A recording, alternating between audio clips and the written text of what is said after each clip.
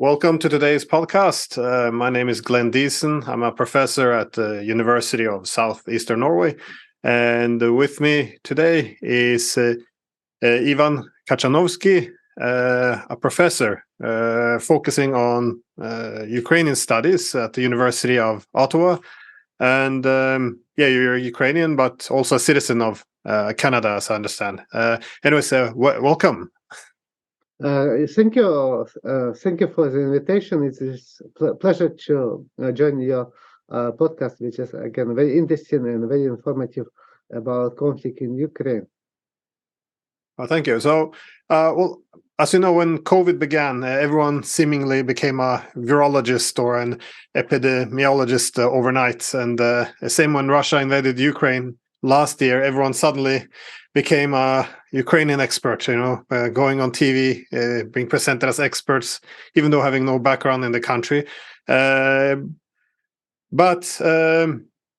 everyone being certain about all the facts of Ukraine as they were certain about their own virtue. So it's good to have an actual expert, not only, of course, you're from Ukraine, but you're a professor specializing in Ukrainian studies and researching topics like democratization, political communication, conflicts, again, with focus on primarily Ukraine. And if I'm not mistaken, you would probably also the one academic who has been researching the killings of Maidan by the snipers to the greatest detail. At least this is when I started to follow a lot of your work, because you also have been tracking and following the legal proceedings in great details, also documenting a lot of this. I saw you publishing a lot of the videos as well from the trials. And during these legal proceedings, I would argue this is a very important part of your research, because the legal proceedings after the sniper killings, this was the origin of the war, which has been going on for 9 years now. Today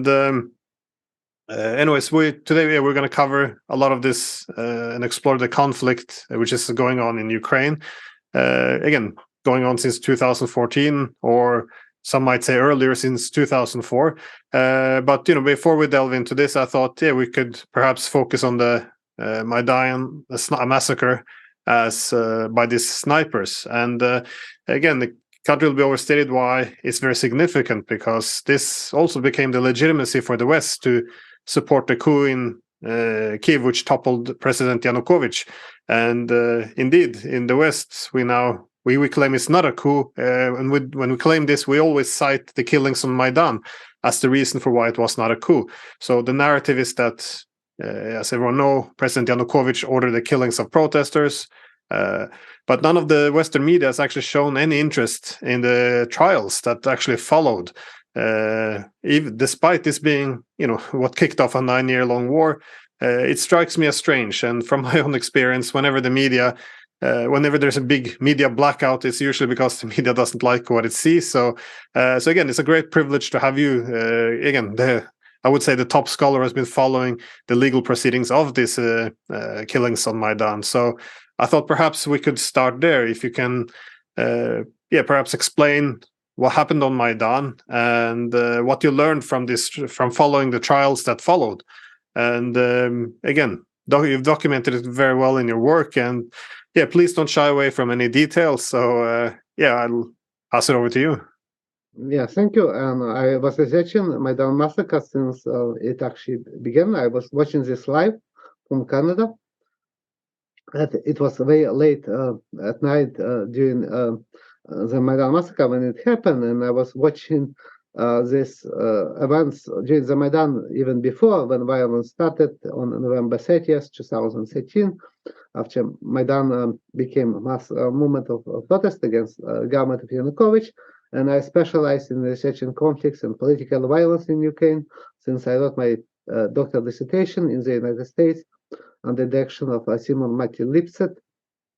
And I wrote about conflicts and historical conflicts, historical violence, including World War II, Soviet Great Terror, UN-UPA, mass murder by the UN-UPA organizations in Ukraine, in particular in Western Ukraine. I also wrote about war in Donbass, in annexation of Crimea, and I research current war between Russia and Ukraine. So this is my main area of research. And Maidan massacre is also one of the main areas of research because this is a crucial issue to understand origins of the conflicts in Ukraine, which followed after the Maidan massacre, which was used to overthrow the Yanukovych government, and led afterwards to kind of reaction by Russia, and specifically annexation of Crimea by Russia, which was pro-Russian region. And in addition to this, Russia also started to support separatists in Donbass, and another pro-Russian region of Ukraine,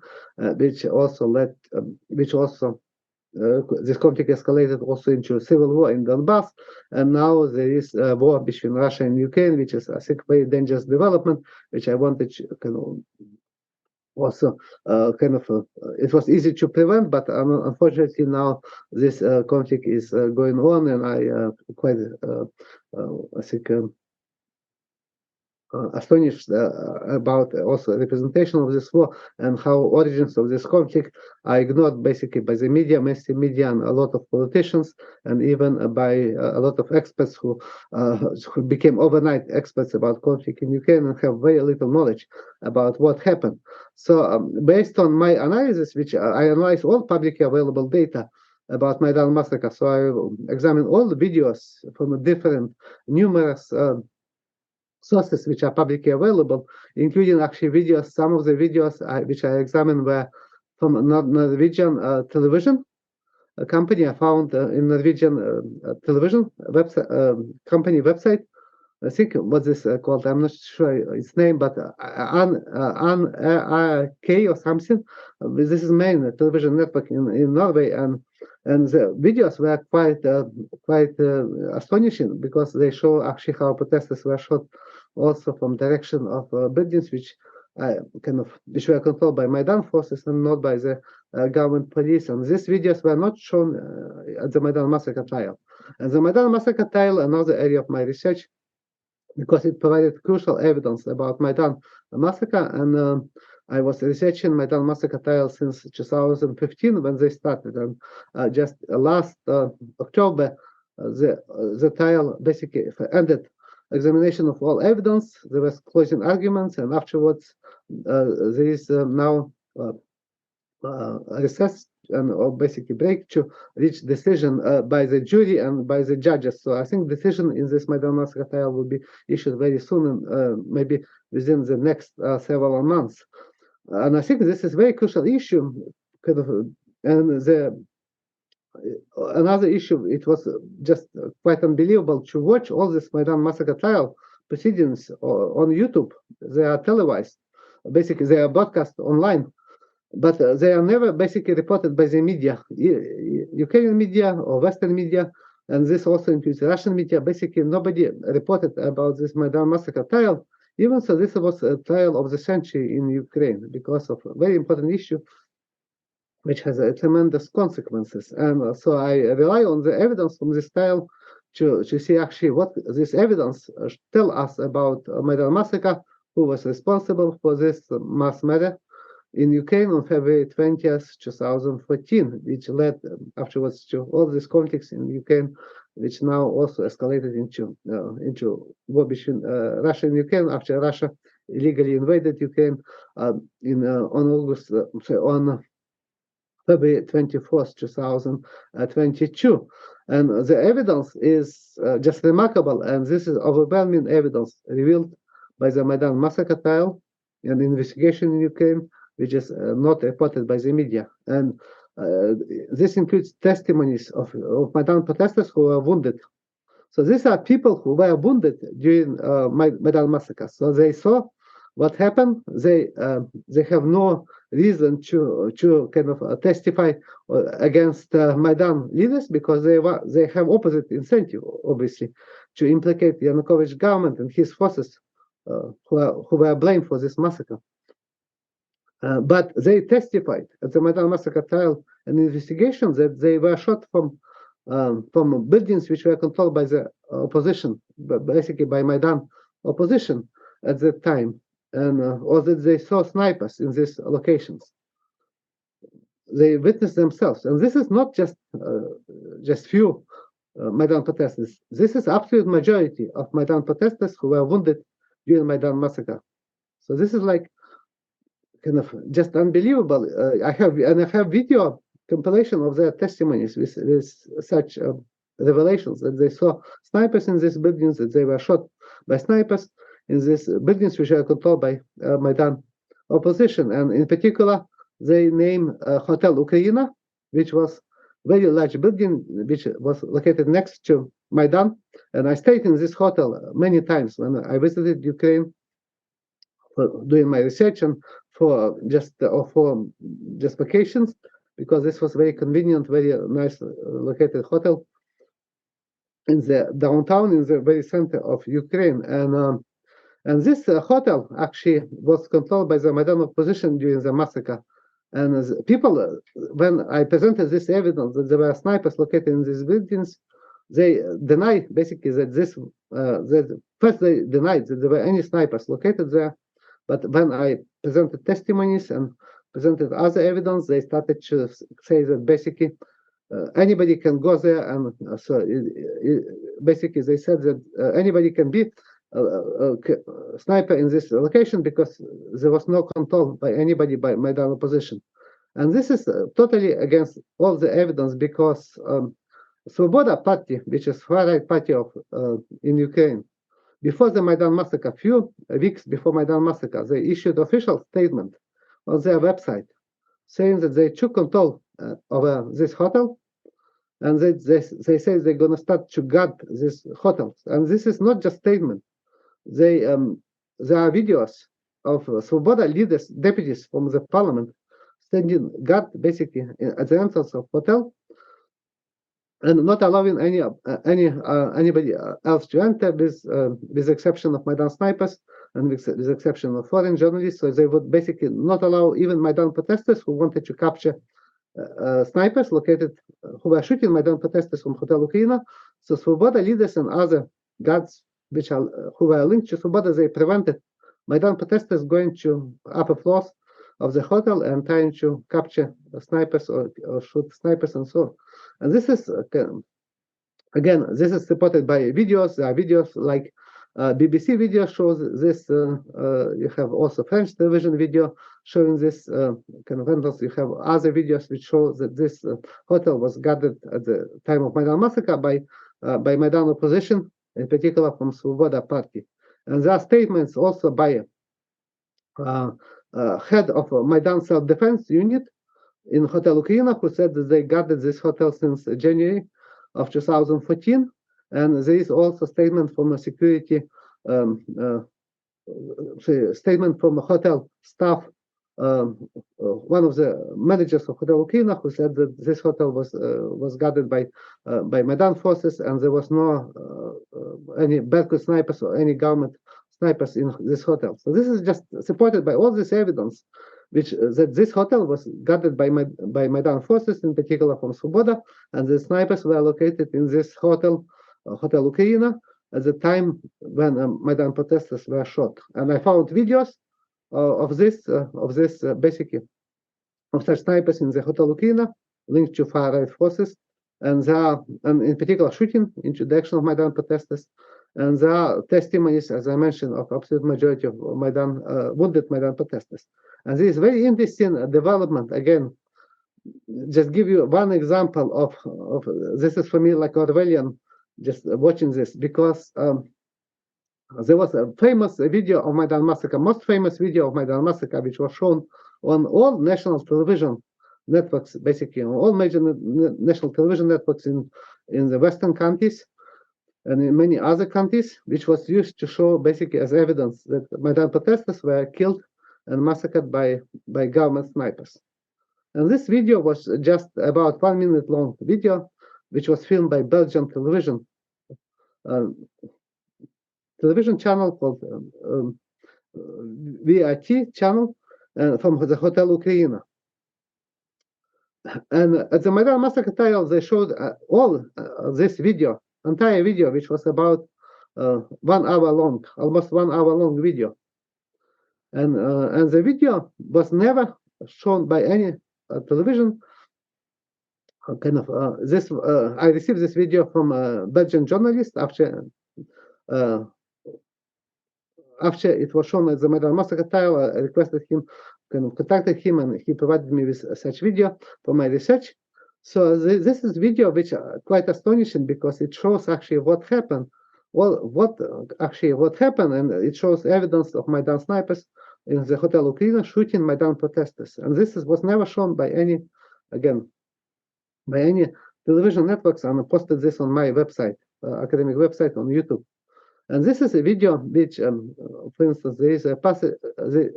You can see in this video that a group of Maidan protesters are led by 2 other protesters to the site of the massacre. For no reason, they are very loud. They are very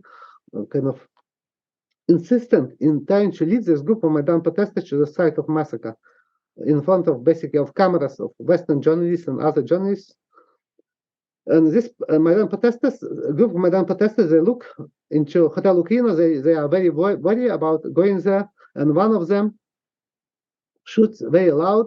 Do not go there because I saw snipers in the Hotel Ukraina shooting all Maidan protesters. I saw gun flashes. So he says this loudly, and afterwards when they advance, this group tries to advance very slowly and very cautiously. There's a video, this same video, Belgian television video, which shows that this group of protesters very narrowly avoided being shot at from the Hotel Ukraina. A bullet impacts at tree near this group just by accident. So, and these Maidan protesters turn back towards Hotel Ukraina and say very loudly to the snipers, "Do not shoot at us." There are snipers shooting and so on. Do not shoot at us. So this basically means that they know the snipers were from their own Maidan forces, not any other government snipers. And afterwards, when the same protesters went further, they would be massacred basically. Many of them, this was a group of about 10 people, and several of them were killed, and almost everybody else was wounded. And they also testified at the Maidan massacre trial that they were shot from Hotel Ukraina and other buildings controlled by Maidan forces, or that they saw snipers there, and which was confirmed by this video, Belgian television video, but it's again never shown. Another example, again, a very astonishing example of video which was shown at the Maidan massacre trial. The same video, which I think was video which was shot by filmed by BBC, and BBC they showed a Maidan sniper shooting from the Hotel Ukraina into the direction of Maidan protesters, and also into BBC crew. And BBC and Maidan protesters ran away, and they're shooting sniper basically after they are shot from this hotel. And the British journalist says that he saw the sniper located in Hotel Ukraina on this 11th floor, and this sniper was wearing a Maidan style helmet, green helmet. And this is again, this was reported by British television, by BBC, but what was not reported by any media, Western media, is that in this room, this was a room which was occupied at the time of Maidan massacre by one of the leaders of Svoboda party. So this sniper was located in the room which was occupied by one of the leaders of far-right party in Ukraine. And this was not just some kind of information which was made up or uncertain and so on. This was actually a Ukrainian official investigation. They revealed this information in 2015, 1 year after the massacre. They revealed that this room was occupied by Svoboda party leader at the time of the Maidan massacre. And this video, which shows them shooting from this room, and but again, what was not reported and what I shown in my study and in my video appendixes, that Ukrainian television network called ICTV, major television network, they filmed the same room. They filmed snipers in the same room, and they said during Maidan massacre, and they said that these snipers were shooting Maidan protesters in the back.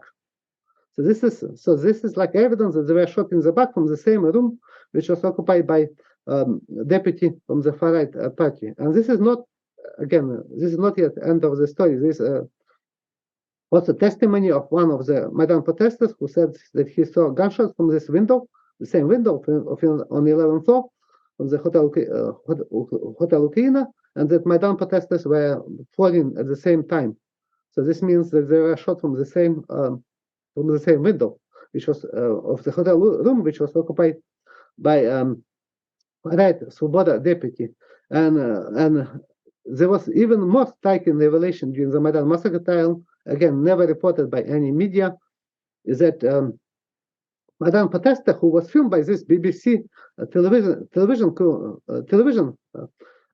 news television journalist from this video when the snipers were shooting from this window, he was filming this video, and he's easy to recognize, and he actually was filmed along with other protesters who came from Volhynia, Maidan Self-Defense Company from my native Volhynia region in western Ukraine. And he testified during Maidan massacre trial that after he and other protesters ran away from because they noticed the sniper shooting into Maidan protesters and BBC crew, and he specifically mentioned that he was recognized himself in this video. He said that other Maidan protesters told him that this sniper was our sniper. And he said that afterwards, when he was looking into windows in the Hotel Ukraina, he saw in another room on I think 6th or another floor of Hotel Ukraina, there was another sniper who with a rifle who made who showed to other Maidan protesters not to make any fuss about this, basically not to stop shooting about snipers. They're basically just giving signs to Maidan protesters to basically not to reveal the location of the snipers in the Hotel Ukraina, which again demonstrates that this were not government snipers. This was actually from Maidan forces, because afterwards nothing happened. There was no investigation about this Svoboda leader room, any connections, and government investigation denied that there were any snipers located in the Hotel Ukraina. Even so, there are videos of them shooting from the Hotel Ukraina. There are videos of them during the massacre, including with hunting weapons and with Kalashnikov type of weapons. But there are admissions by Maidan snipers, including from Georgia, that they shot Maidan protesters from Hotel Ukraina and other locations which are controlled by Maidan protesters. So this is just one example of one. But this is the snipers confessing, or yes, this were like snipers from Georgia who admitted that they were members of sniper groups during Maidan massacre. They said that they were working for Maidan opposition. They were given orders by Maidan leaders to massacre both police and protesters, and they said that they were based in Hotel Ukraina along with other locations. So and they admitted this publicly in Italian television program, a documentary which was shown on one of the main Italian television networks. In this documentary, later they also admitted this in Macedonian television interviews, in Israeli documentary, and later in the American documentary, which was shown also on US television, one of the minor networks. And this is like testimonies. And again, there are no investigations, nothing.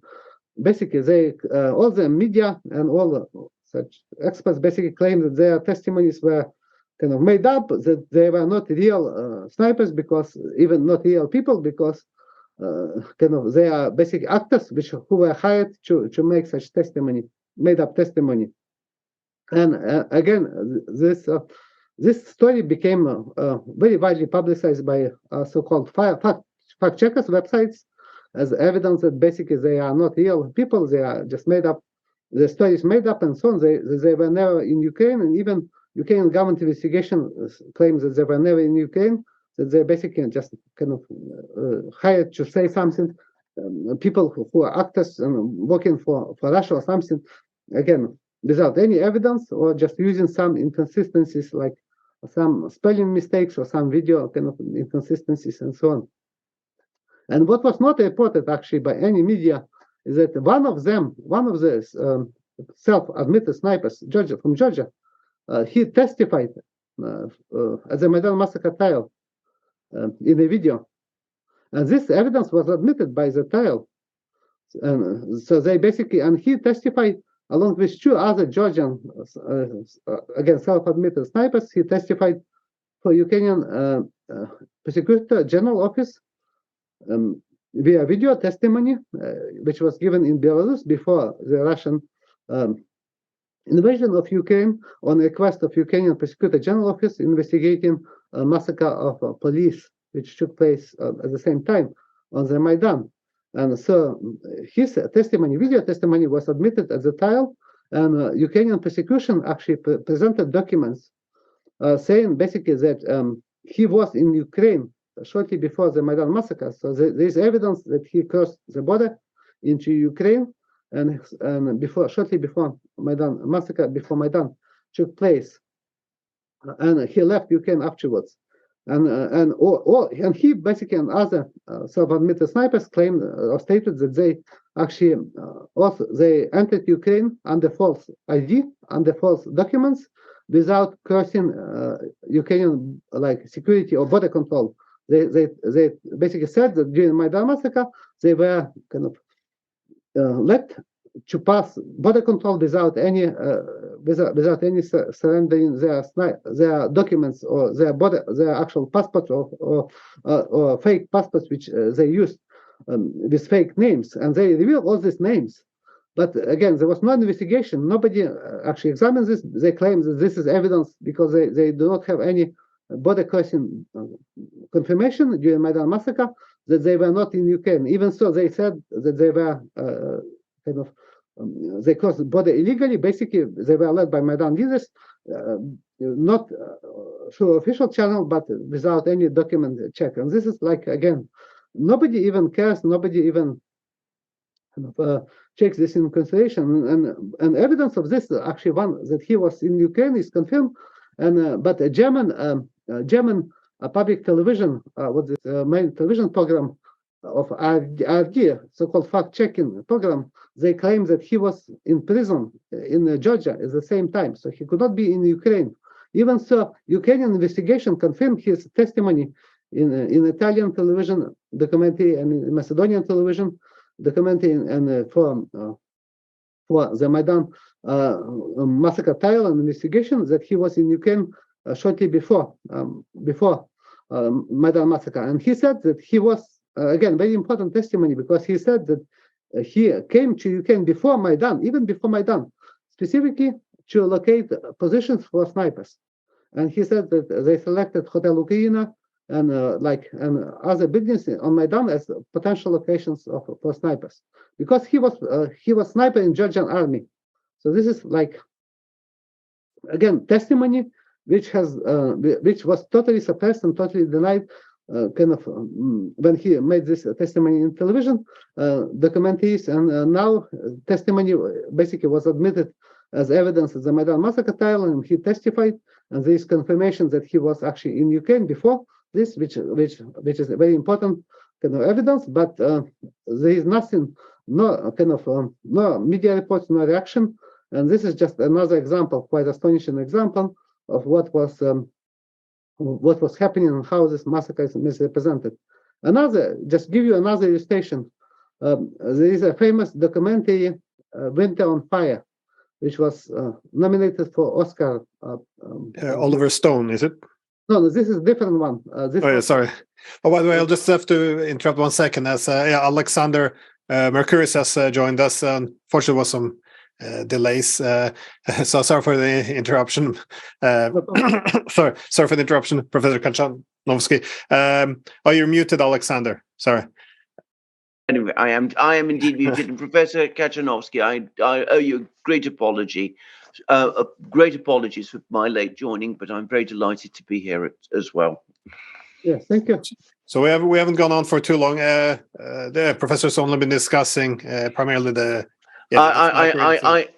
I understood. I followed very well, and of course, I'm very familiar with Professor Katchanovski's work. And it's quite fascinating because, again, from the trials that followed, which so there hasn't been much coverage of it all, there's a majority of the witnesses say that the shootings comes from the positions held by the Maidan movement, and again, the testimonies corroborate this. The videos showing the shooting shows this. The professor was just talking about the admission by the snipers, which set up firing positions. But there was another. I read one of your articles where there was a reference to Svoboda, which is one of the more nationalist parties in Ukraine, where they have refer to conversations with what was it, Westerners or Western governments who had explained that what was it that they would not intervene unless there were killings or unless there were like 100 dead protesters, there wouldn't be much they would be able to do in terms of for forcing down the government, something along those lines. Yes, exactly. This was quite, again, another example of astonishing revelation, which was never reported by any major Western media, which is quite unbelievable, because these are two leaders of far-right Svoboda party in Ukraine. And one of them was also leader of Maidan, one of the leaders of Maidan protest during Maidan. And another one from this far-right Svoboda leaders was deputy head of Ukrainian parliament. So he was very important in this vote to remove or impeach Yanukovych, which took place after Maidan massacre, because Yanukovych was blamed by Maidan for Maidan massacre, and they used specifically this to impeach Yanukovych without any investigation, without any evidence. And he was the one who was presiding over this kind of session of the Maidan parliament, which was very crucial. Sorry, before this session, he presided not this session, but he was presiding over previous session, which right after the Maidan massacre, which blame which blame Yanukovych and his government forces for this massacre. And he and this leader of Svoboda party, they said in their separate interviews, which were published by two Ukrainian journalists in a book about Maidan. And in Ukraine, and these journalists are pro-Maidan journalists, and they interviewed basically various Maidan leaders about Maidan events, different Maidan events, and these two leaders of Svoboda party said in their separate interviews that a few weeks before the Maidan massacre, they met with a Western representative. They do not name this representative, but they said that they met with this representative and they had discussion when Western policy would change towards Yanukovych government, because they said already there were few protesters killed, and they said when Western, but there was no reaction from the West. So they asked when there would be change in the policy, and they had basically, they said there was basically like negotiations or or some kind of discussions with this Western representative. How many people would need to be killed in order for Western policy to change and to end basically recognition of the Yanukovych government? And they said, we discussed like 5 people. Said Western representative said not enough, like 20, not enough, 20 is not enough. So they ended with 100. So they said this in their interviews. They basically decided before massacre that 100 people killed. Victims would be a number which would lead to change of Western policy towards Ukraine and towards recognition of Yanukovych government. And this is exactly what happened. After the Maidan massacre, there was immediately declaration by Maidan opposition about heavenly 100. So they said the Maidan protesters were heavenly 100. Even so, the number of killed Maidan protesters was less than 100. But they included people who died in other places in Ukraine, who died from health related issues before Maidan massacre or in these areas. They also included even one of administrators from a party of region office in this community who was killed by Maidan protesters, basically. So they created this kind of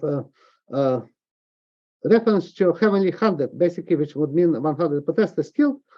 And immediately afterwards, Western policy changed. The Western governments, including the US government, Biden administration, immediately blamed Yanukovych for this massacre. And in his memoirs, Biden said that he called Yanukovych right after the Maidan massacre and told Yanukovych that he have to leave not only his position as president of Ukraine, but also he have to leave Ukraine because he would be basically blamed he blamed Yanukovych for the Maidan massacre. And the European Union did the same, even so there was agreement signed by Yanukovych and leaders of opposition and leaders of European Union countries like from France, Germany, and Poland to have a peaceful transition in which you have early presidential elections, in which there would be coalition government and investigation of the Maidan massacre would take place, and there would be withdrawal of forces from the downtown of Kyiv, but also disarmament of Maidan protesters. But this is never implemented. There was no investigation taking place under auspices of Council of Europe, as was written in this agreement. There was afterwards Yanukovych was blamed for this massacre, and this was used to overthrow kind of him using this vote in the parliament. Even so, this vote was again not under any it's consistent. It was not based on any constitutional provision. It was illegal under Ukrainian constitution because it did not. There was no reason under Ukrainian constitution to impeach Yanukovych, and again, it did not follow any procedure which was specified in the constitution and Ukrainian laws, and it also lacked a constitutional majority which was required by this to impeach Yanukovych. But what was also not mentioned by this, again, by any basically major media in the West, is that Yanukovych fled not because he was responsible for Maidan massacre, as they claimed, but because there were assassination attempts against him. And this was revealed by other trials which took place. Yanukovych was initially not even charged with Maidan massacre. Only later, a few years ago, he was charged with the Maidan massacre. But before this, he was a witness. He actually testified as a witness as a Maidan massacre trial.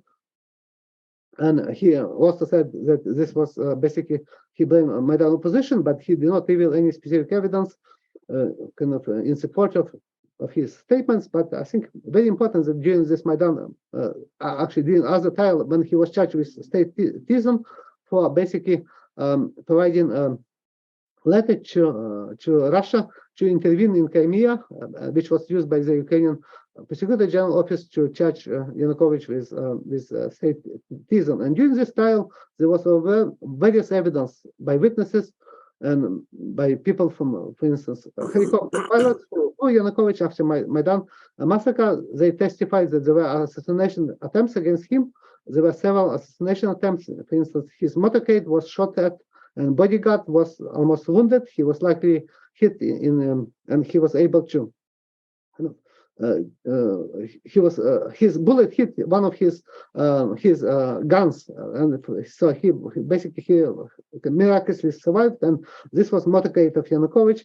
And another assassination plan was taking place in Kharkiv, where Yanukovych flew from Kyiv after Maidan massacre, and afterwards there was another testimony that helicopter pilots told the judges at this trial that they received order from new head of Ukrainian government, temporary president of Ukraine, to basically shut down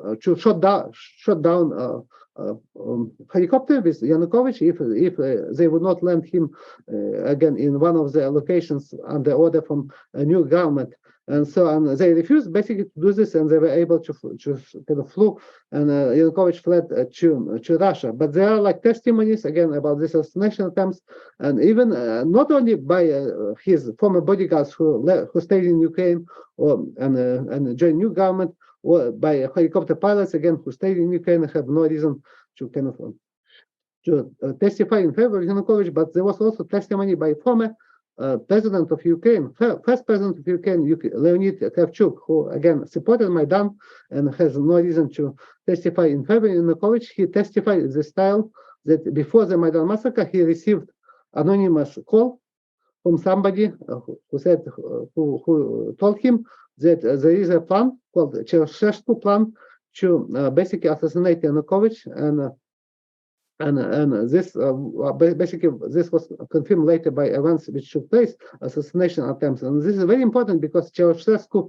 was removed and assassinated, basically executed after the similar kind of event which took place in Romania in 1989, when there were mysterious snipers who massacred a lot of protesters against Ceausescu communist government, and these snipers were basically blamed to be working for security services of Ceausescu government, but actually after investigation was not able to find any evidence to support this, and only in recent few years actually leaders of this of new government who overthrew Ceausescu, they were charged with this massacre, basically for using false flag kind of massacre, because they were the ones who basically created this kind of and ordered other units basically to shoot into their own protesters to create kind of position. And this is what happened with in Ukraine. So there is a very close similarity in this regard. But this again was never reported by major media, and a lot of people when they try to kind of to look into Ukraine, they have all this kind of image of Ukraine as very different from what I actually do, what I actually know based on my research, very long research about conflicts and violence in Ukraine, and specifically about Maidan massacre and other cases of violence. And this is just one example. There are many other examples as well. I must say the whole narrative around when Yanukovych fled, it's quite interesting, because often we hear that the argument, well, it wasn't a coup because he fled, but yes, but why did you flee? If they're killing, if he's about to be assassinated by the Maidan movement, then obviously fleeing that doesn't contradict coup. It supports the hypothesis of a coup, but there's also been these other arguments around it. I remember, I forgot who it was. Maybe it was British foreign minister, someone in the British government at least, said that this removal of Yanukovych was fully constitutional. But again, the Ukrainian constitution is very, it's black and white. You can read it, and they had to walk it back afterwards, saying, well, obviously it wasn't constitutional. They didn't follow any of the directions they had to. And then there's also the argument that it was, democratic revolution. I mean, people were standing up. But even the BBC, they had to cite polling, found that the protest did not have majority support. And that was the protest on Maidan. Even fewer would have supported the actual toppling of a president against the constitution. So, but again, the whole idea as well that this is the norm, that you have a popular uprising. So you have a few tens of thousands in Kiev, and they should overrule the democratically elected president, of 40 million people in the country. It's very strange. We wouldn't call that, democratic.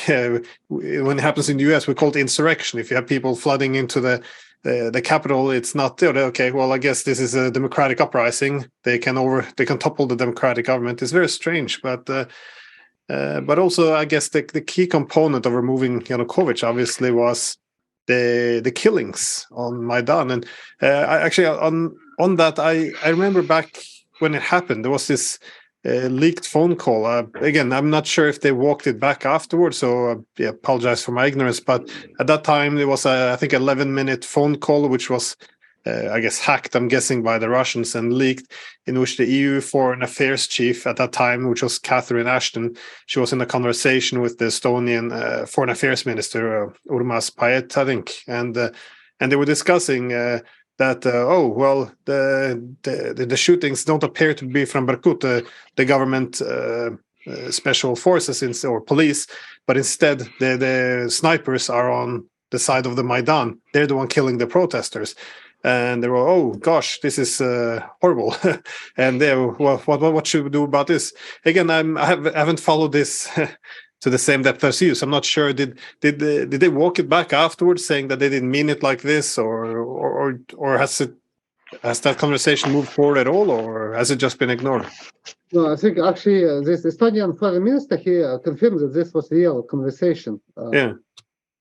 But there was a denial by the media afterwards. They said that this was false information, because they said that Bohomolets, who was Olga Bohomolets, who was chief of Maidan medics, basically denied that she provided such information to the Estonian foreign minister during his visit to Ukraine.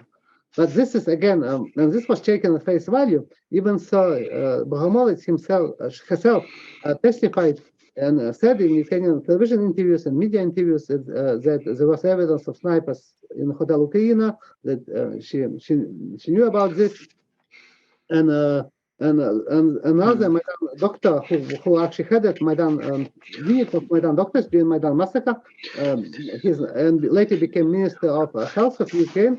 He said the same, basically. He said that the Maidan protesters were shot by the same weapons and using the same with the same signature, basically.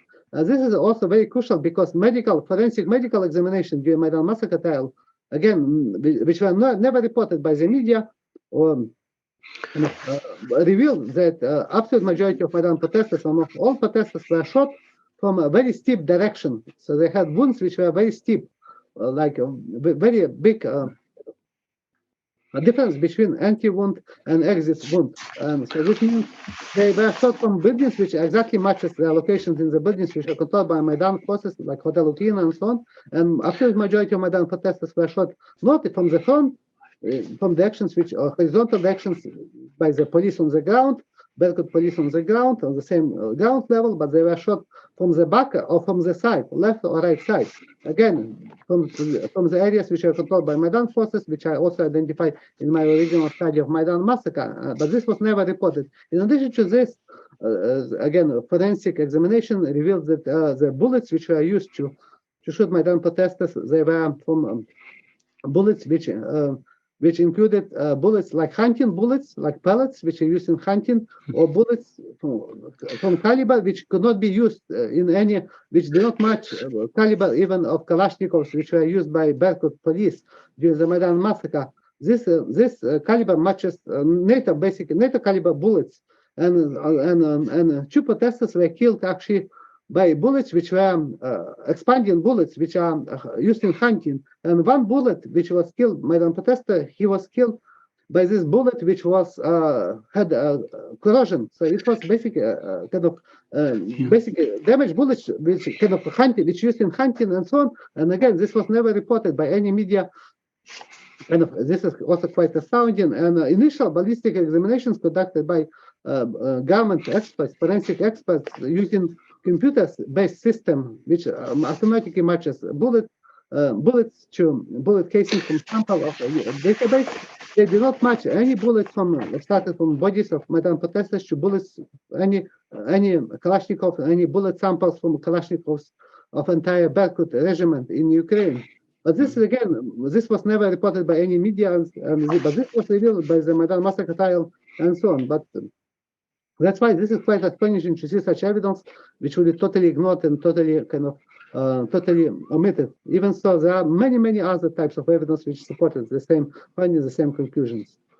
Professor, can I just ask you to clarify that last point, because some of the evidence that you're bringing to our attention, which has not been reported in the West, is actual evidence that was reported at the trial itself, at the massacre trial. So it is evidence that has been presented to a court, maybe not a court that is administering, justice in quite the way that we would expect in some countries, but nonetheless, it's not just theories; it's evidence which was presented to the court itself, and some of this relates to testimony, which was also presented to the court itself. Or have I got this wrong?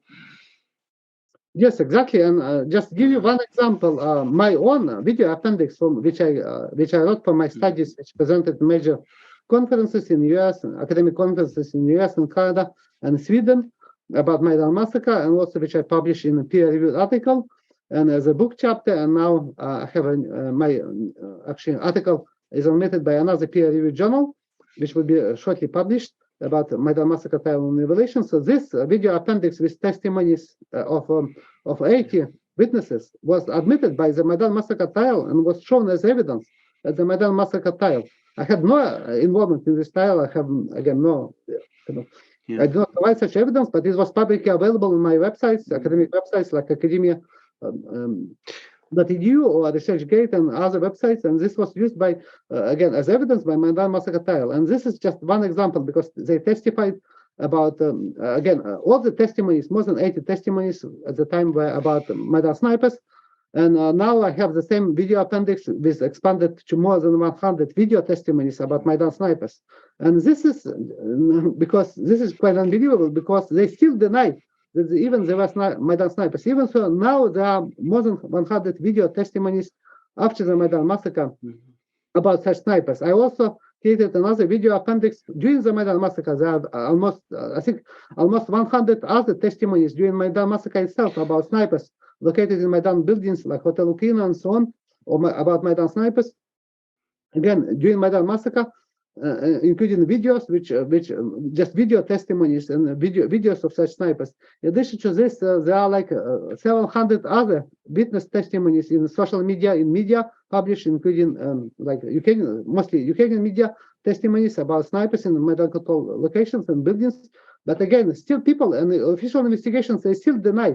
They never investigated such snipers. This is quite unprecedented to see so many forms of evidence which support kind of the same findings that there were snipers in Hotel Ukraina and other Maidan control buildings. They massacred Maidan protesters. This is totally ignored and denied. Even so, all the evidence is publicly available. And just another example, they used a New York architecture company to create a model of Maidan massacre, of killing of 3 Maidan protesters. And this model was published by New York Times and presented as evidence, definite evidence that these protesters were killed not by Maidan snipers, but by police in front of them, using a kind of model of the Maidan massacre and shooting of these protesters. But again, just for me, this is just astonishing to see how this massacre can be misrepresented even by the media like the New York Times, and they do this openly because I wrote this to New York Times. I published this in my academic studies and published in the consortium news article showing that this was basically this model was total misrepresentation of evidence, which was actually publicly available on the website of this company called C2 company, New York architecture company, because they switched location of wounds of Maidan protesters, which were again very steep, and from right to left side, which is matches location of Maidan control buildings, they switched this to make them almost horizontal, and they made them also from a front direction, even so this was from the side. And this is very clear because you have forensic examinations which are translated into English language in their own website, which give exact location like centimeters and so on. And there is a difference of, in one case, of 20 centimeters between exit and entry wound, another case 16 centimeters, and this. But they made this horizontal. So this is quite unbelievable, and this is consistent, which I also show this in videos. There are testimonies of Maidan protesters who witnessed killing of these protesters, and he saw exactly that they were killed from this direction, from the hotel, from Bank Arkada, which was again controlled by Maidan forces, not by the BITCHUTE police on the ground. There is also videos which show that shield bullet wounds, so bullet holes in this shield during the shooting of these protesters. They appear from the direction, from the side, and from the top direction, not from the direction of the BITCHUTE police, which film, at the same time, they film not shooting into the direction of Maidan protesters. And this is, again, another evidence which was never reported. And in addition, there is another protester, just give you briefly, who was killed, again, in this model, he was, they show this, that he was killed from the front, in his helmet, with anti-bullet in front and exiting in the back of his head. But there is a video of his helmet during the Maidan massacre, and there is only bullet hole in the back of his head. And forensic medical examination said that there was only wound in the back of his head when he faced police in front of him, and his sister testified in Maidan massacre trial that he saw only wound in the back of his head. So there is no wound in his helmet in a medical examination, and in any testimony that he was shot from the front, in front of his head. But New York Times and this model, they claim this is what happened. This is just unbelievable because all the evidence is kind of publicly available, but I was not able to publish this again. New York Times, and they still have this article as evidence that this was massacre by BITCHUTE police and not by Maidan snipers. But I'm curious. When the press, when there is a when they are presented with the evidence you're referring to, I mean everything from everything from the testimonies, the bullet wounds, the kind of bullets they're using, the admission by snipers, the interviews by Svoboda, like what is the counter argument to the evidence?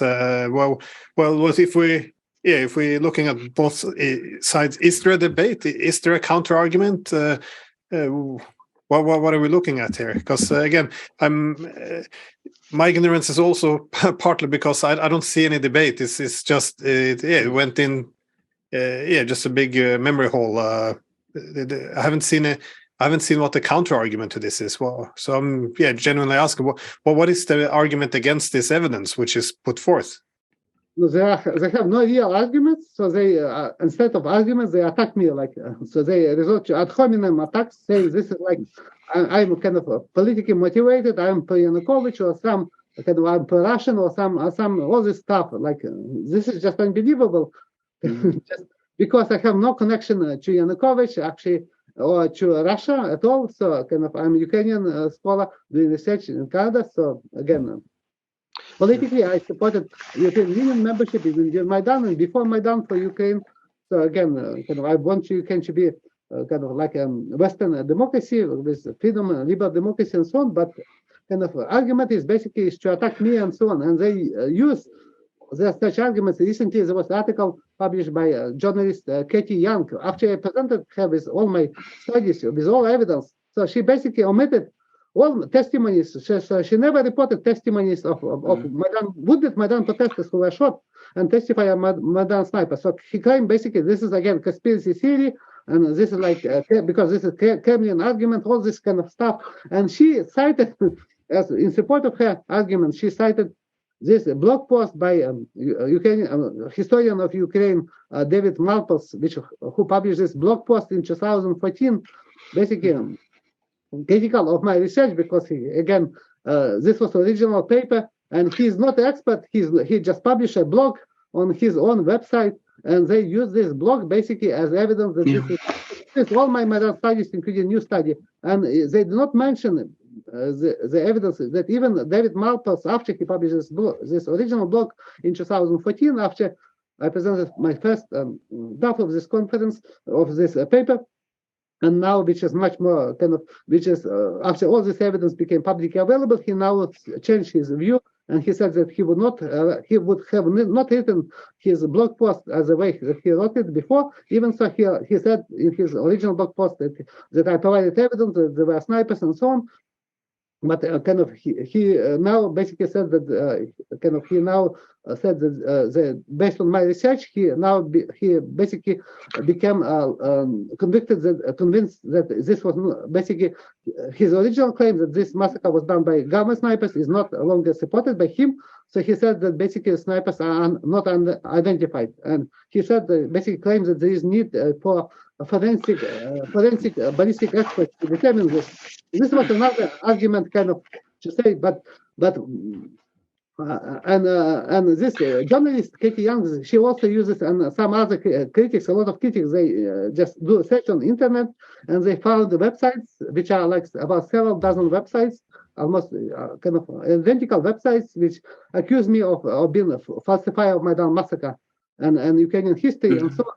And they cite this website as basically as evidence that my academic studies, which are published in peer-reviewed journals, top conferences, and so on, kind of my studies and so on. And they do not mention that this is actually websites are created by activists from far-right Svoboda party, like who has no knowledge, kind of no expertise at all. He linked to far-right Svoboda party. He's from the time when this party was the Nazi party in Ukraine, and he created such websites specifically kind of to attack me and so on, using all the false arguments. And he also did this for other scholars like Ukrainian historian kind of Unu Par and other kind of people. For instance, he also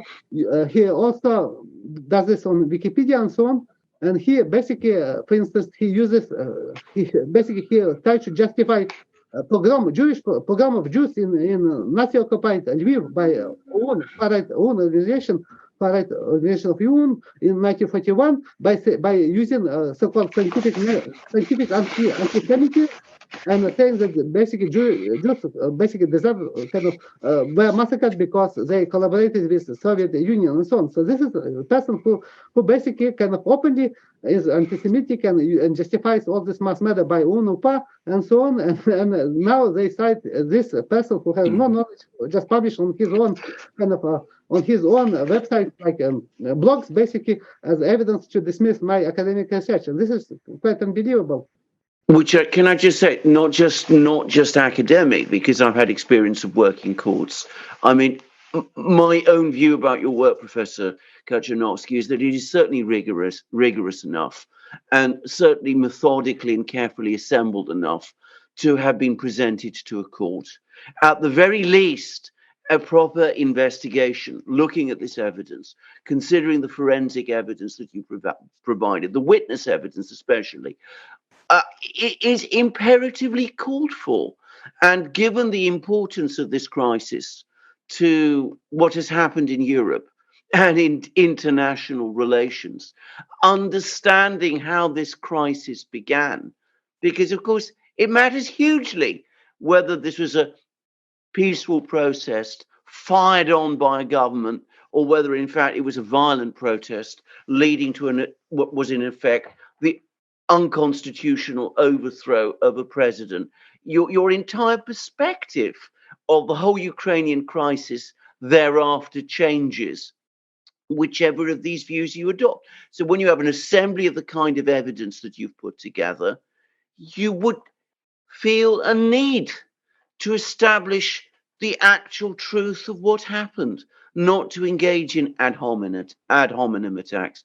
Professor Katchanovski, this is a question I wanted to ask because I completely agree. The media doesn't cover this story. It really doesn't want to look at your work, the media in the West. Governments in the West don't either. Do you think that this has led to us to where we are?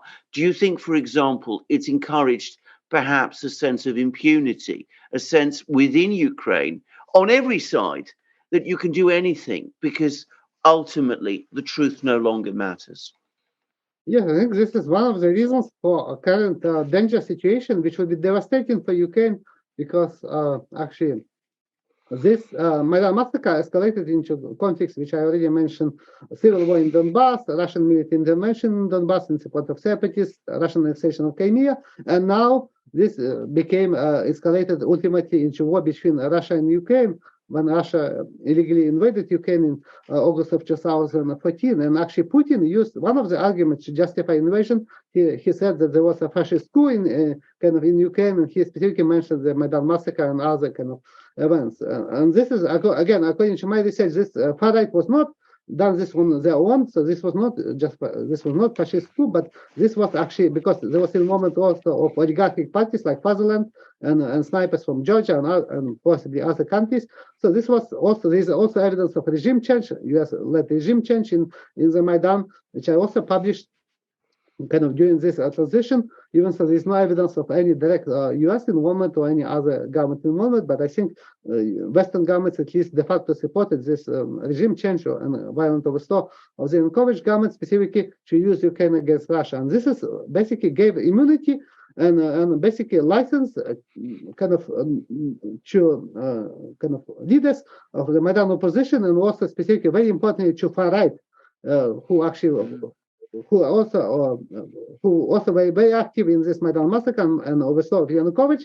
They gave them license basically on violence, so because they feel impunity and they are not persecuted in Ukraine. So Zelensky government also did not persecute them, and actually even after they threatened Zelensky with murder and so on, right sector leaders threatened him like an Azov, neo-Nazi Azov unit and so on, civilian wing of neo-Nazi Azov, and so on. So they basically feel impunity because they are not punished for anything, including the Maidan massacre, which actually led to massacre not only of police but also massacre of their own Maidan protesters. So this is again and this led afterwards there was Odessa massacre which taken place of separatists, and now the violence also Farad was also very active in the start of civil war in Donbass, and so I think that now this is kind of became very dangerous escalation of this, which goes back to kind of lack of justice in the case of Maidan massacre, and specifically it was easy to prevent this war if people who were behind the Maidan massacre and organizations, including Farad, would have been exposed and persecuted for such crimes, either by the Ukrainian courts or, for instance, by International Criminal Court, which had to examine this case, but they basically did not do anything in the case of investigating Maidan massacre. And this is why I think this will be very dangerous for Ukraine, because now future of Ukraine is very problematic in any case of outcome. Ukraine will suffer very significant damage because of this war. I mean, it seems to me. Oh, sorry, you go first. No. I mean, it seems to me what has happened is that Ukraine has been hijacked. I mean, an armed group as a country that's, had just established itself. It was going through very, very severe growing pains. There were many, many problems, but it was evolving. It was developing. There were elections, and its history was hijacked, and hijacked in a most violent means. And the violence that began with this and the cynicism that began with this, because, when you're shooting your own people in order to create a false flag, that is an exercise in extreme cynicism that has escalated and got completely out of control with the disaster that we now see. Now, I'm going to say something else, Professor Katchanovski. When people deceive to this extent, how can you be certain that anything thereafter that you hear or read is true? I mean, the sense of cynicism, I would have thought that there must be in Ukraine, because some people in Ukraine must sense the truth. The sense of cynicism must be enormous. Yes, I think this is also, when I talk to Ukrainians, they privately they admit this. This is actually they are very skeptical about kind of my official Maidan narratives, that they believe my evidence and so on. But publicly in Ukraine, it's not possible to discuss this because government basically controls the media. And there was few exceptions. I gave interviews to Ukrainian media actually before included for my native Western Ukraine region of Volhynia, to television networks, to several television networks, to some newspapers and so on. So there was such possibility to discuss this. Even so, most media coverage in Ukraine and the West is dominated by all these narratives, fact-free narrative, which basically says that Yanukovych and his government forces massacred Maidan protesters. Even so, evidence is beyond any reasonable doubt says opposite. But this is again evidence never reported, and only they repeat this each time, and a lot of people just believe this or not question this or are afraid to discuss this because it's very dangerous to talk about this, which I mentioned already.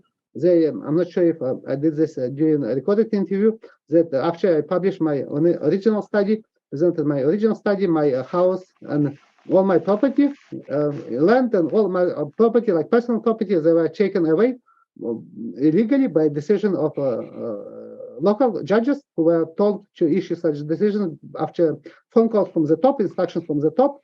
So this was obvious political interference and retaliation for my research. So they take away all my property, all my house and land.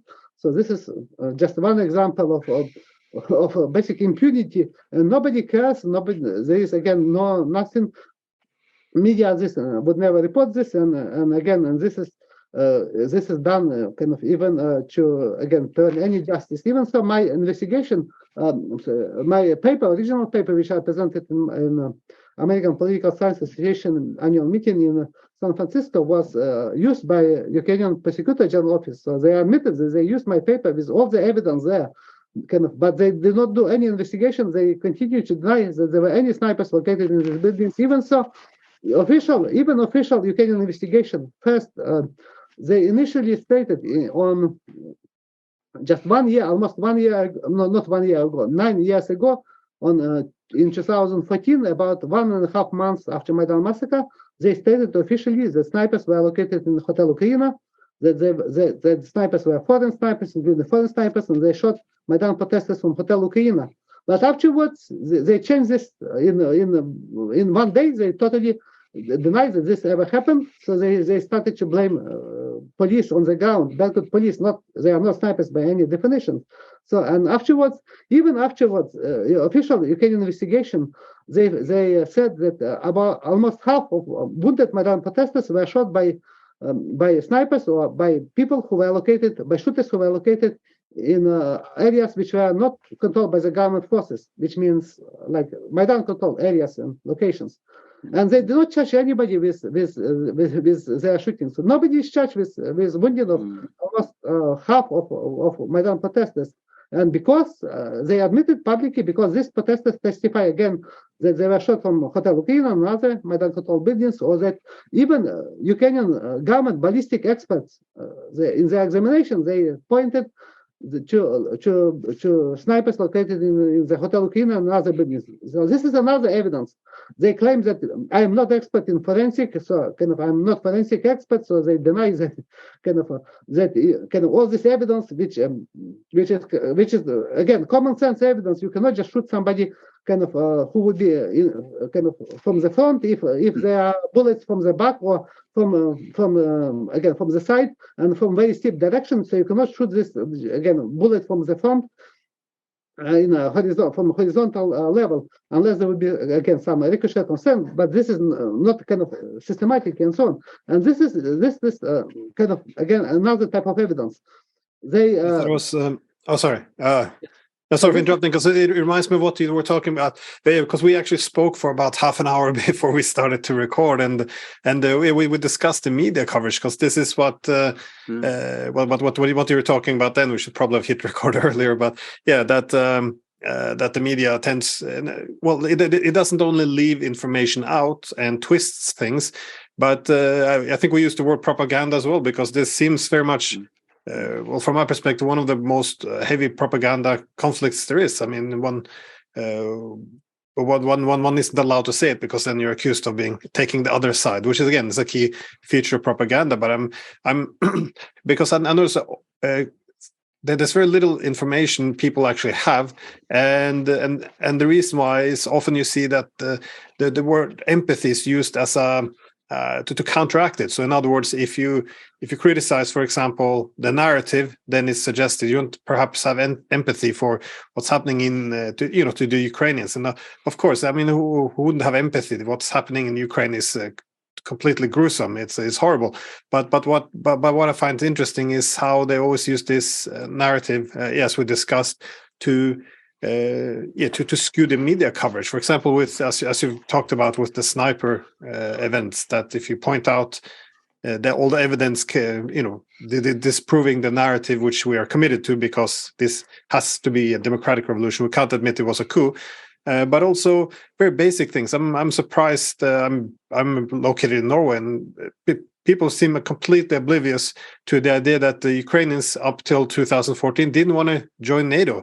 It's seen as being a Russian propaganda, because we have the narrative that only thing Ukrainians were united in wanting to get away from Russia and to NATO. But every single poll from Ukraine's independence to 2014 always showed the same thing. Approximately 20% of Ukrainians want to join NATO. NATO recognized this in their own reports. They find it as a huge problem. What are we going to do? So, but still, it can't be said. Also, with the toppling, the coup. I mean, this idea that why would you oppose it if it's it was a democratic revolution? But again, the Ukrainians didn't want the coup. They again, the BBC, all this Western media, they acknowledged there wasn't a democratic support for it, just as if there wasn't a democratic support for NATO. And it's just again, everything is framed in the West, I feel, as a we just want to support Ukraine. And again, I think this is a lot what propaganda does. It takes the best in human beings to do the worst, because of course I want to help Ukraine too. Like, who doesn't? You see them suffering, you want to help. But again, when we said help, we said let's help them with the anti-terrorist operation against Donbass. So again, 8 years of bombing the population in Donbass, and it's all of it always falls under helping Ukraine. And I think one of the most grievous aspects of helping Ukraine was, Zelensky's election. Like me and Alexander talked about this before, in 2019, the Ukrainians 73% voted for him. And if you watch his speeches, he was very clear. I mean, we shouldn't divide the country. Don't let the people in the East speak Russian. Let them have their culture. If we keep pushing this nationalist line, we're going to divide the country. But yet he was elected on this peace with Donbass, peace with Russia, implement Minsk. Yet once he was elected, you have all this pressure from the nationalists, also very indirectly from the United States, and he completely reverses after a while. And I've heard that this was a conspiracy theory. But if you go in the Ukrainian media, was it Kyiv Post or I forgot the name of the newspaper? They covered it to such a great extent. How Dmitry Yarosh, to all these different political leaders threatening the life of Zelensky and if he tries to push through his election promises. And we can't criticize it, because if we criticize how they flipped the will of the Ukrainian people, then you take the side of Russia. Now you're a Putinist. It's just like, I'm just wondering, is there another word for this propaganda? Because it seems yes, same where we are now. The key argument's always we have to send more weapons, like this videos of Ukrainians being dragged off the street to sent into the army. This is what we have to do. We have to continue more weapons, fight to the last Ukrainian. Otherwise, you're anti-Ukrainian. You're Putinist if you have no empathy for Ukrainian if you don't want to send weapons. It's just it feels like empathy is always used to mobilize for war. It's never used to, let's make a compromise with the Russians, let's stop NATO expansion. Let's offer this to take this burden off the back of the Ukrainians. Let's have use this as bargaining card with the Russians to, give back some territory or get some concession. But it's always, empathy always means to throw the Ukrainians at the front line. It's just, I don't know. It feels like propaganda to me, though. That's my, but I'm not sure how you've seen it, Professor, since the toppling of Yanukovych. How have you seen the development from that to the Russian invasion? Because that was an 8-year, span. Did you research a lot of this area as well, this time period as well, in terms of, the rise of the nationalists? Not necessarily that they had a lot of support by the population, but nonetheless the power they accrued after removing Yanukovych. Because a lot of Western media covered this immediately after, recognizing the BBC as well. Many documentaries, articles saying the nationalists have really taken a lot of power now in the toppling of Yanukovych. But then it kind of fizzled out and disappeared. I'm not sure. Is this a focus of yours?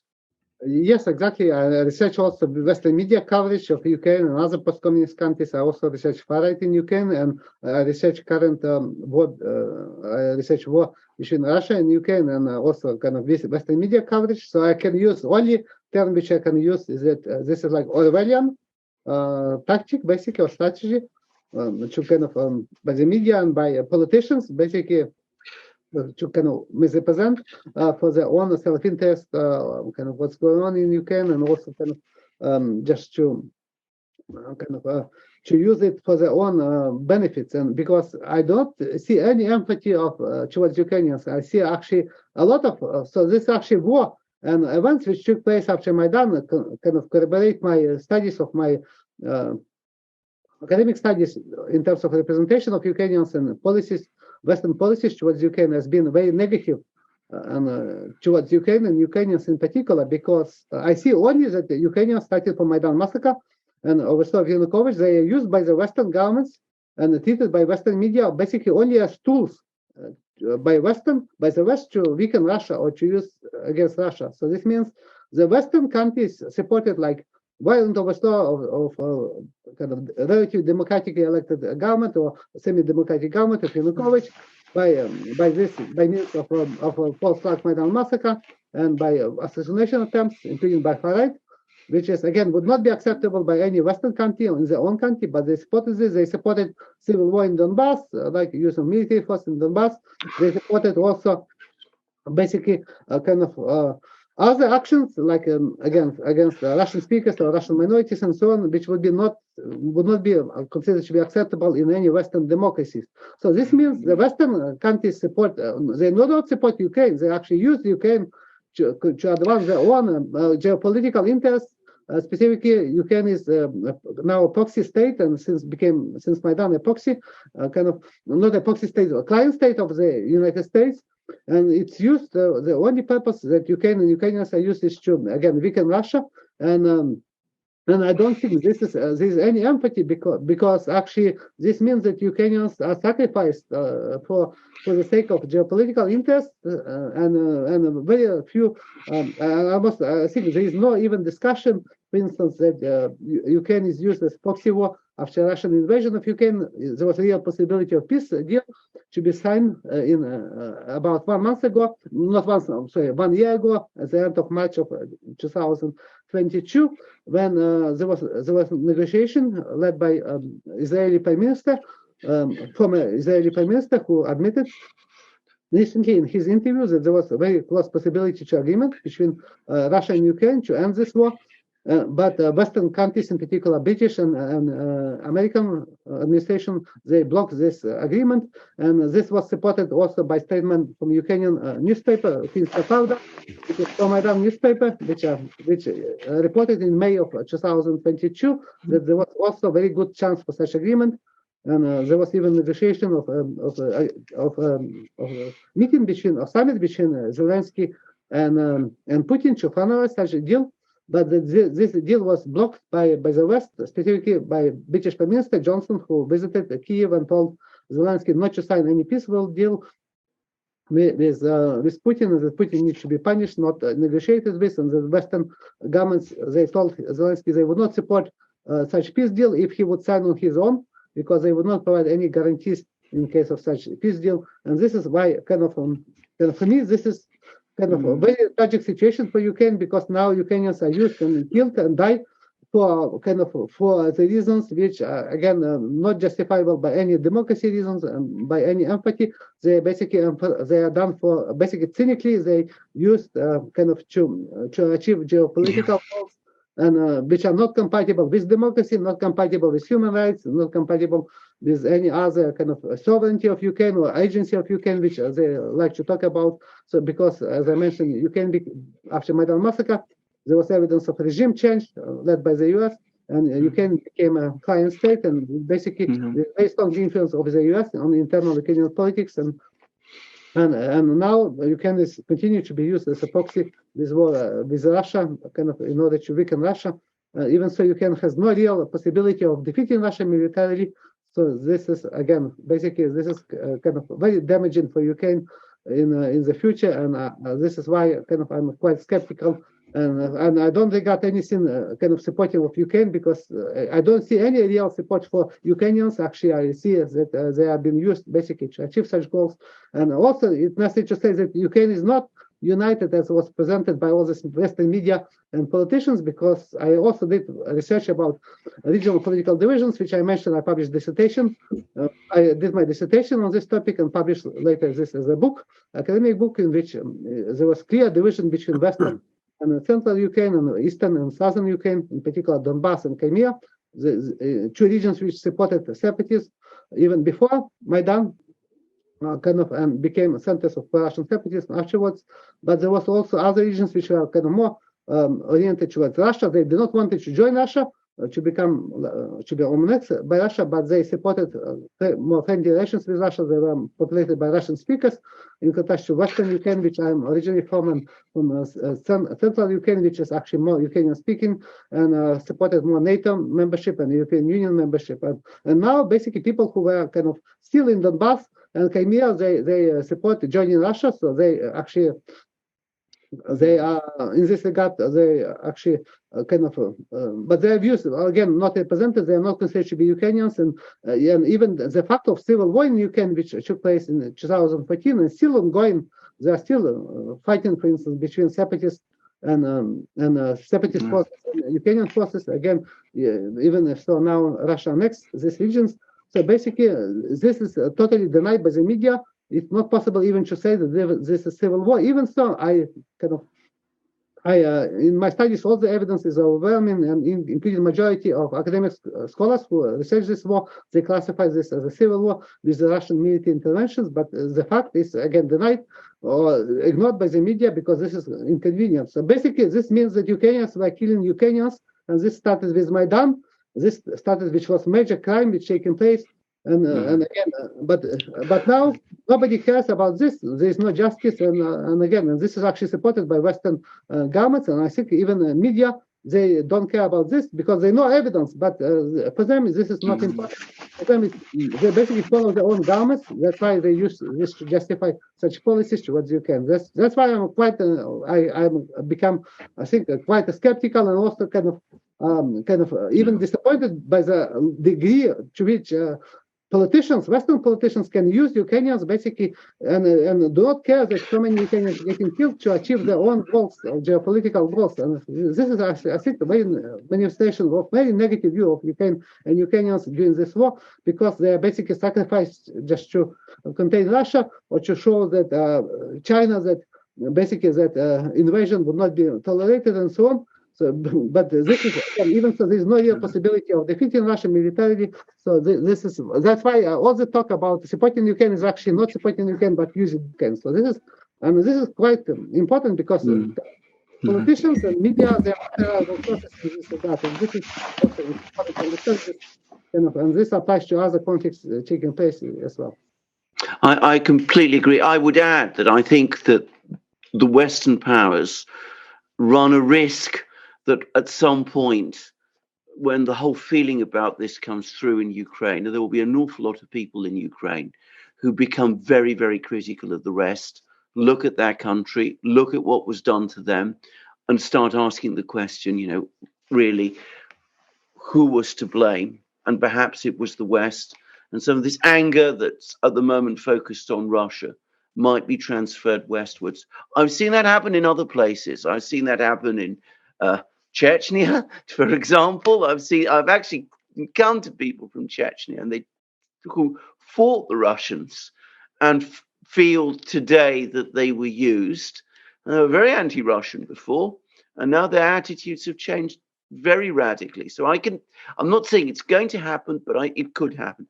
One of the things, could you just ask one question, Professor Katchanovski? One thing I simply do not understand about this whole affair is that Maidan happened a year before an election was supposed to take place in Ukraine.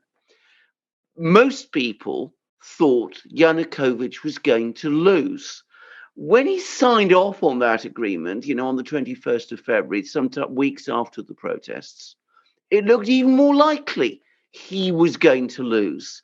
So why go through all the trouble of overthrowing him in this violent way?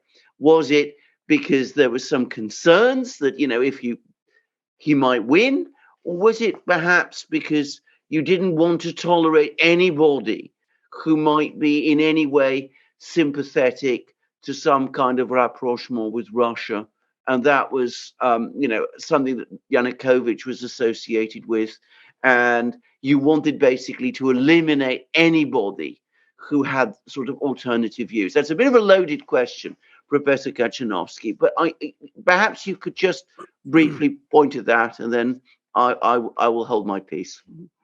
Okay, I think there were two reasons for this. One reason that Maidan opposition, I think Western governments who knew what actually happened during the Maidan, and Maidan opposition leaders who actually were involved in this post-Maidan massacre, they were afraid that this that if Yanukovych will stay in power, this evidence of post-Maidan massacre and evidence of Maidan snipers become public, and would actually use to to diminish influence of Maidan opposition, and that they might actually lose elections.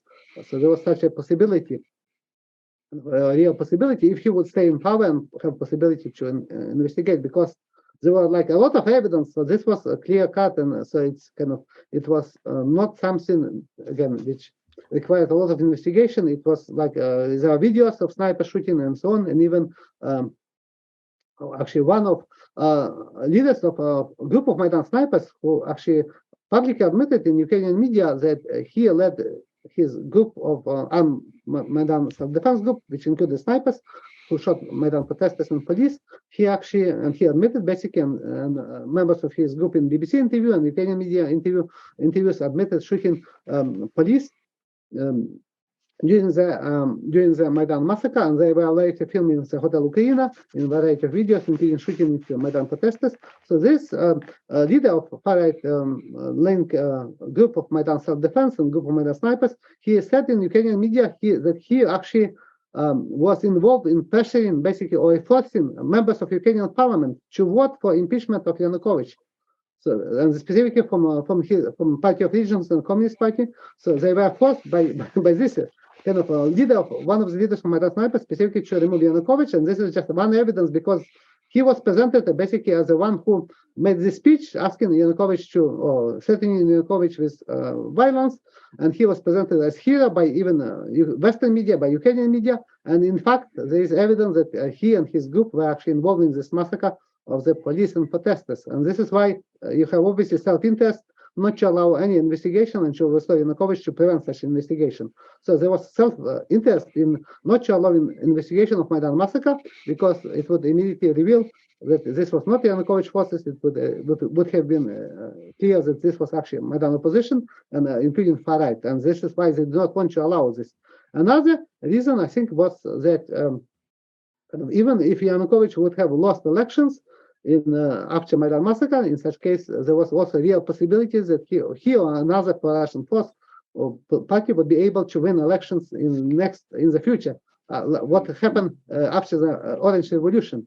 Because after the Orange Revolution, when Yanukovych tried to falsify election, or Kuchma tried to falsify election results in favor of Yanukovych, so this led to mass protests and and election results were nullified. And President Yushchenko was elected as president of Ukraine, but Yanukovych managed to make comeback. He won next presidential elections, and he came to power during elections which were regarded as democratic elections. And this, I think, was kind of danger for Maidan opposition and to Western countries, because this meant that there was a real possibility that Yanukovych or any other pro-Russian party, maybe or relatively pro-Russian party, would win elections again, and they would lose elections. That Maidan opposition would lose elections, and this is why this would mean that Ukraine would not be used as a tool against Russia. It would titillate between pro-Western and pro-Russian in elections, because popular support was almost equally divided, and any situation could have swing support either from pro-Western or pro-Russian political forces and presidential candidates in Ukraine. And I think this was another reason why they supported such violent overthrow of the Ukrainian government by means of the false flag Maidan massacre, by this constitutional impeachment and by assassination attempts, which would this would not be acceptable by any Western country. This is like what is January 6th event. So this is considered to be totally unacceptable. Far right in the West is totally regarded as totally beyond any even possibility to have any acceptance. But in Ukraine, far right was able to join security forces, the Ukrainian government. They were able to join the military. They have their own unit like Azov regiment, now Azov brigade, even openly neo-Nazis, and this is tolerated by the West. They have no problems. They were involved also in Odessa massacre and Maidan massacre. But again, there are no pressure from the West to do anything against far right. And I think because far right is very useful in this regard, again, because they are ideologically motivated, they rely on violence. This is why they are useful for geopolitical purposes, like similarly to what was with Al-Qaeda in Syria. But I think claims by Putin that this Ukraine is Nazi state or neo-Nazi state, also basically false, because Ukraine, Zelensky and his government are not Nazi or not neo-Nazi. But there is real issue which is used by the West and by Russia specifically for their geopolitical reasons, and I think this is very difficult and very problematic in terms of future of Ukraine, because this is very dangerous and very damaging, as we can see right now. I think it was an interesting comment you made that they had to make sure that Yanukovych or anyone like-minded wouldn't be able to come back, because I think that was the experience of the Orange Revolution in 2004. Because again, this was also then the West weighing in heavily in, as well as the Russians into Ukraine's election in order to put in place pro-Western, anti-Russian president, which was Yushchenko. So again, a lot of popular support from Ukrainians, but I would say it was hijacked to a large extent by the NATO EU agenda as well, in terms of the main objective being that it ends up in our side, in our camp, if you will. So, but again, the Yushchenko experience was interesting because NATO, we got Yushchenko in place. His first ideas were, hey, we have to get into NATO, we have to get away from Russia. So all of the same ideas as before. But as we know, this didn't go down very well with the Ukrainians. I mean, they were able to get the promise of future NATO membership, but the Ukrainians didn't want to be part of this. There was, again, 17 to 20% who actually supported it. So I remember at the end of his presidency, there was this article in Time magazine or Newsweek. It had the title was "Yushchenko's star has fallen," and it said that he's now the most unpopular president in the world with 2.7. That's 2.7% approval rating, which makes Kim Jong-un and George Bush look like rock stars by comparison. So it was horrible. Like, they immensely unpopular. So they didn't like the policies. So I think that this was and then what happened? Yanukovych took the election in 2010, and he's back. So I think that a coup can have a more permanent, because it has this revolutionary dynamic to it, which you uproot a lot of the existing structures. So, for example, after the coup, on the same day, the first legal proposal they advanced was removing the Russian language from as an official language. I mean, this was the first thing. So the idea, the de-Russification process, I guess, to make it permanently, to make the revolution permanently, which you might not be able to get an election. And you have the cultural repression as well of the at least the Ukrainians in the east. We saw a lot of the opposition parties, and especially the Party of Region and the Communist Party, being purged to some extent. The opposition leader Medvedchuk, I mean, thrown in jail because he was arrested. No, he was arrested, but not in jail. He was put in what is it called, house arrest. And again, this was before Russia invaded, because he became a more powerful opponent to Zelensky. He was more popular, and also the media. One shouldn't forget that Zelensky are shutting down all opposition media. You wouldn't be able to do this in a regular election, but this is that's why I think a coup can be more effective in terms of having more permanent changes. And of course, I think the economy is quite important, because as long as Ukraine's economic interests lies with Russia, they will find their way back together. But I thought it was interesting after the coup what happened to economic governance. First of all, you had the Americans, Hunter Biden becoming, taking on the board of Burisma, so essentially merging in with the Ukrainian energy industry. Also, the most I thought grotesque example was Natalie Yaresko. She was a U.S. citizen. She worked for the U.S. State Department. She was a former economic section chief of the U.S. Embassy in Ukraine. In other words, in the American Embassy for Ukraine, an American state official. And afterwards, she received. She took the job as the finance minister. Was it finance minister? Yeah, of Ukraine, and she got the citizenship on the same day, a Ukrainian citizenship, so she could take over. So you work in the American embassy to Ukraine, and then you take over as the finance minister of Ukraine. I mean, for me, it feels like a coup. Shifting the economic interests away from Russia. Again, economic disaster for Ukraine, but a permanent split. So I think this is a good, and not to support the coup, but this is an advantage of a coup, if you will, if you want to have more permanent changes. And obviously the Russian reaction didn't help as well by taking back Crimea and supporting Donbass. I guess this also turned a lot of Ukrainians, of course, against Russia. So it's I'm not sure if you agree, Alexander. This is more. No, I completely agree. I mean, bear in mind, I've experienced a coup myself. It happened in Greece in my childhood, and that is the purpose of a coup. A purpose of a coup, in part, obviously, is you overthrow a government that you might not be able to overthrow, but it's also partly intended to change the political landscape and the cultural landscape, to carry out a root and branch eradication. It certainly That was what was attempted unsuccessfully in Greece, but it's been pursued much more consistently in Ukraine. A root and branch eradication of forces within the society that you might see not just as potential dangers now, but as potential dangers later. And unfortunately, tragically, in the case of Ukraine, all of this happened within the context of a greater geopolitical struggle over which Ukrainians ultimately have no control. And going back to the comments that Professor Katchanovski was making, of which Ukrainians are the victims. I mean, both of you gentlemen were talking about empathy for Ukraine. I mean, people who really care about Ukraine should care about what happened at Maidan.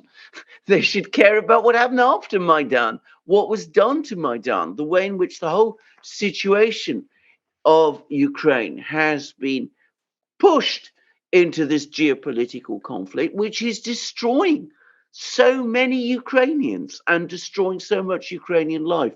But that, in my opinion, that's exactly why I think there was the coup. You don't just want an election, because Yanukovych might lose the election, but then, as Professor Katchanovski said, he might win again. Or if not him, maybe someone like Medvedchuk, or maybe someone else, somebody who has different views. And you don't want that because you want a permanent change, because you need both to transform Ukraine internally, and you want, if you're involved in a geopolitical conflict, to secure Ukraine, to anchor Ukraine decisively within your system. I think also, sorry, that part of the reason why the media has been so horrible is, I think, as Professor Katchanovski pointed out, the evidence doesn't matter. You can put all the evidence in front, but the only thing I think matters is what does it signal? Are you giving legitimacy to NATO or to Russia? Because if you're saying something that undermines the narrative of NATO, then you're taking Russia's side, and now you're a Putinist, and you don't care about Ukraine. Like, this is always the narrative. Because I remember after Russia annexed Crimea, you know, the argument was, I was at the barrel of a gun. It's like, well, I can agree. There's a huge problem with the legality of it. You can't, you need Kyiv's consent before you. Well, it's a complicated system with the parliament in Crimea, but nonetheless, it wasn't correct. I mean, all Western analysis or polls show the same thing, that there was a support for it. It doesn't mean that it's right. It doesn't mean that I would have to support it. But just if you state the fact, it's interpreted as an indication of support for the wrong side, if you will.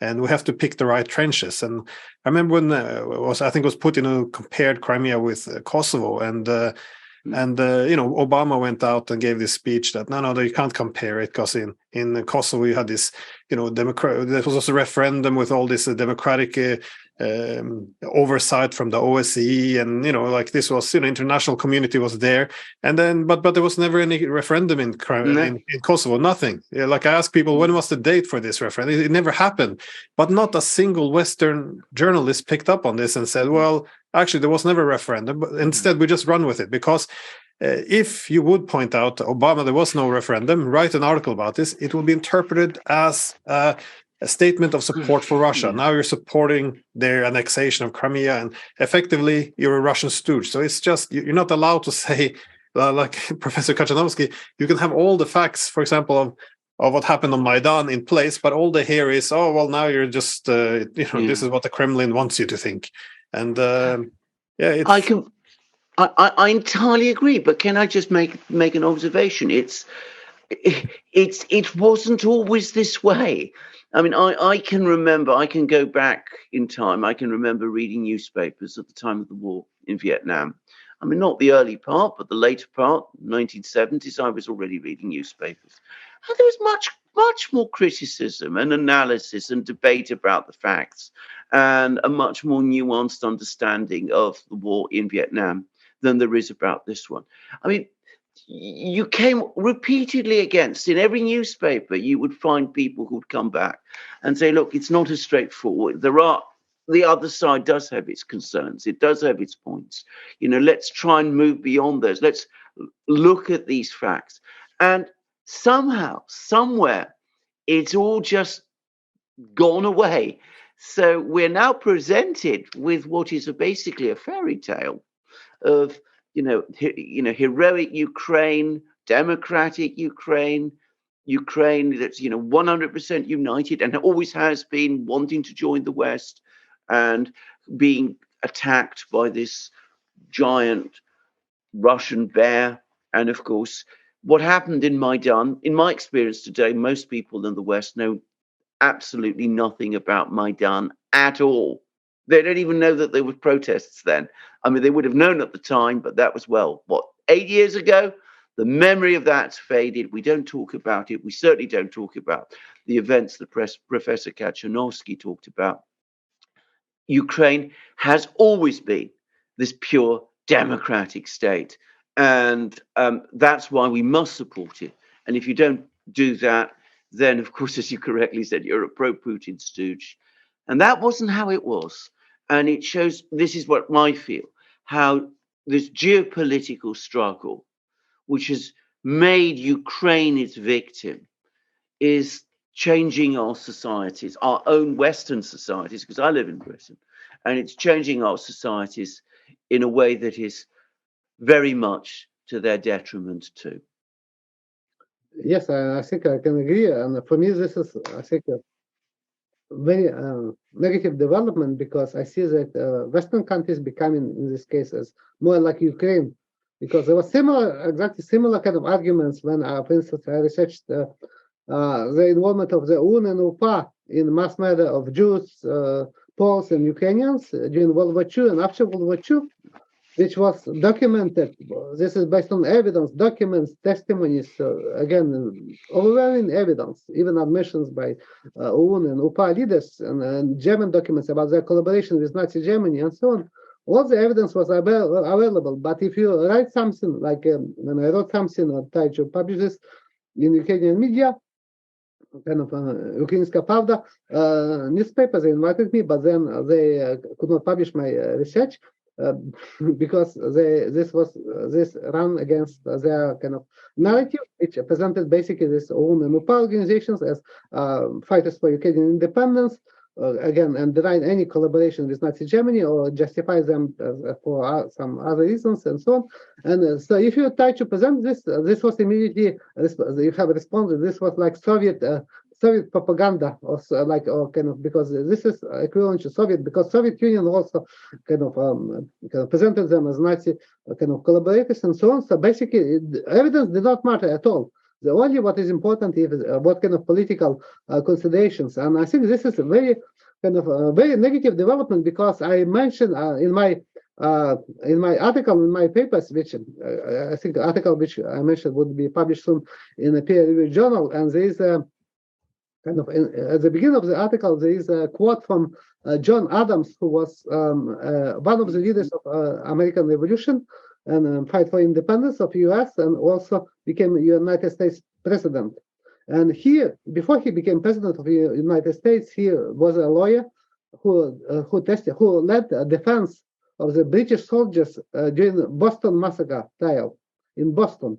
So this was famous massacre which took place when pro-independence, from pro-American independence residents of Boston had confrontation with British soldiers, and British soldiers killed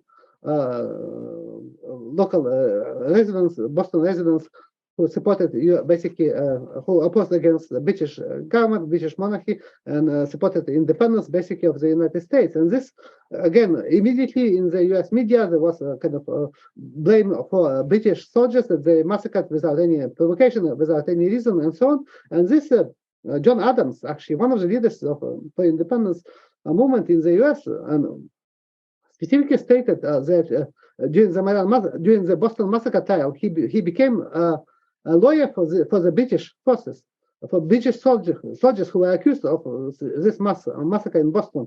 And he said in his famous quote, which I quote also in my paper, that facts are facts need to be accepted basically no matter what our passions, not what kind of our preferences. We need to rely on facts no matter what they say, and this is kind of no matter what kind of implications they mean.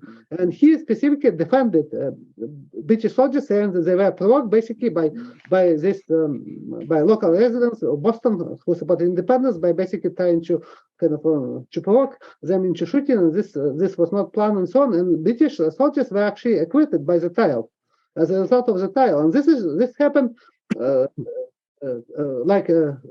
I think at the end of the end of 18th century. So this was then kind of argument which was considered to be normal, that you can just rely on evidence, not on politics. Even so, this was very damaging to this myth that the Boston Massacre was conducted by basically by British forces who killed protesters. They did not deny this. They killed these protesters who supported U.S. independence, but they were acquitted basically because of evidence said that this was not just an unprovoked massacre. There was other kind of reasons, and this is just one example. And now basically you try to do similar arguments, and now they use all this kind of very primitive arguments that there is only one basically kind of two ways to say something, which is and evidence basically needs to be based only on political narrative, and evidence does not matter. And for me, this is, I think, very dangerous development and very negative development, because kind of what would this mean if, for instance, doctors would start to give their diagnosis and treatment based on politics, not based on evidence, not based on medical tests, but based on political considerations, based on country of origin, based on political party affiliation. This would be totally kind of unprofessional, and the same applies to academics. So again, I'm as academic as actually Ukrainian also. Kind of for me, this is very important to rely on facts and not on any kind of politics. And for me, it does not matter what they say, because I know that they are kind of, my arguments are very solid. They are based on evidence, which nobody can actually disprove. Because again, it's very easy to disprove my arguments. Just do research, present evidence, and present such testimonies, present similar evidence, and so on. But nobody can do this. They only can rely on this kind of false political arguments, trying to kind of imply that this is like something political, motivated or linked, and so on. Even so, there is no evidence at all. But this is kind of their strategy, or they just making claims, again, kind of trying to deny this or ignore this. This is another way, basically trying to censor this, as happened with my article, which was accepted for peer review journal with minor revisions, and then rejected by another editor because they do not like political implications. And even academia now became the place when, again, it's become very difficult to do research and basically to do what a scholar is supposed to do, because this is like task of scholars not to just repeat politician narratives or media narratives, but to rely on evidence, and no matter what it says. And this is, I think, very important. And I can say that just one example, I testified as an expert witness in the United States court cases, in immigration cases, and specifically about Maidan, my research about Maidan massacre, and my evidence was used during these trials by judges, and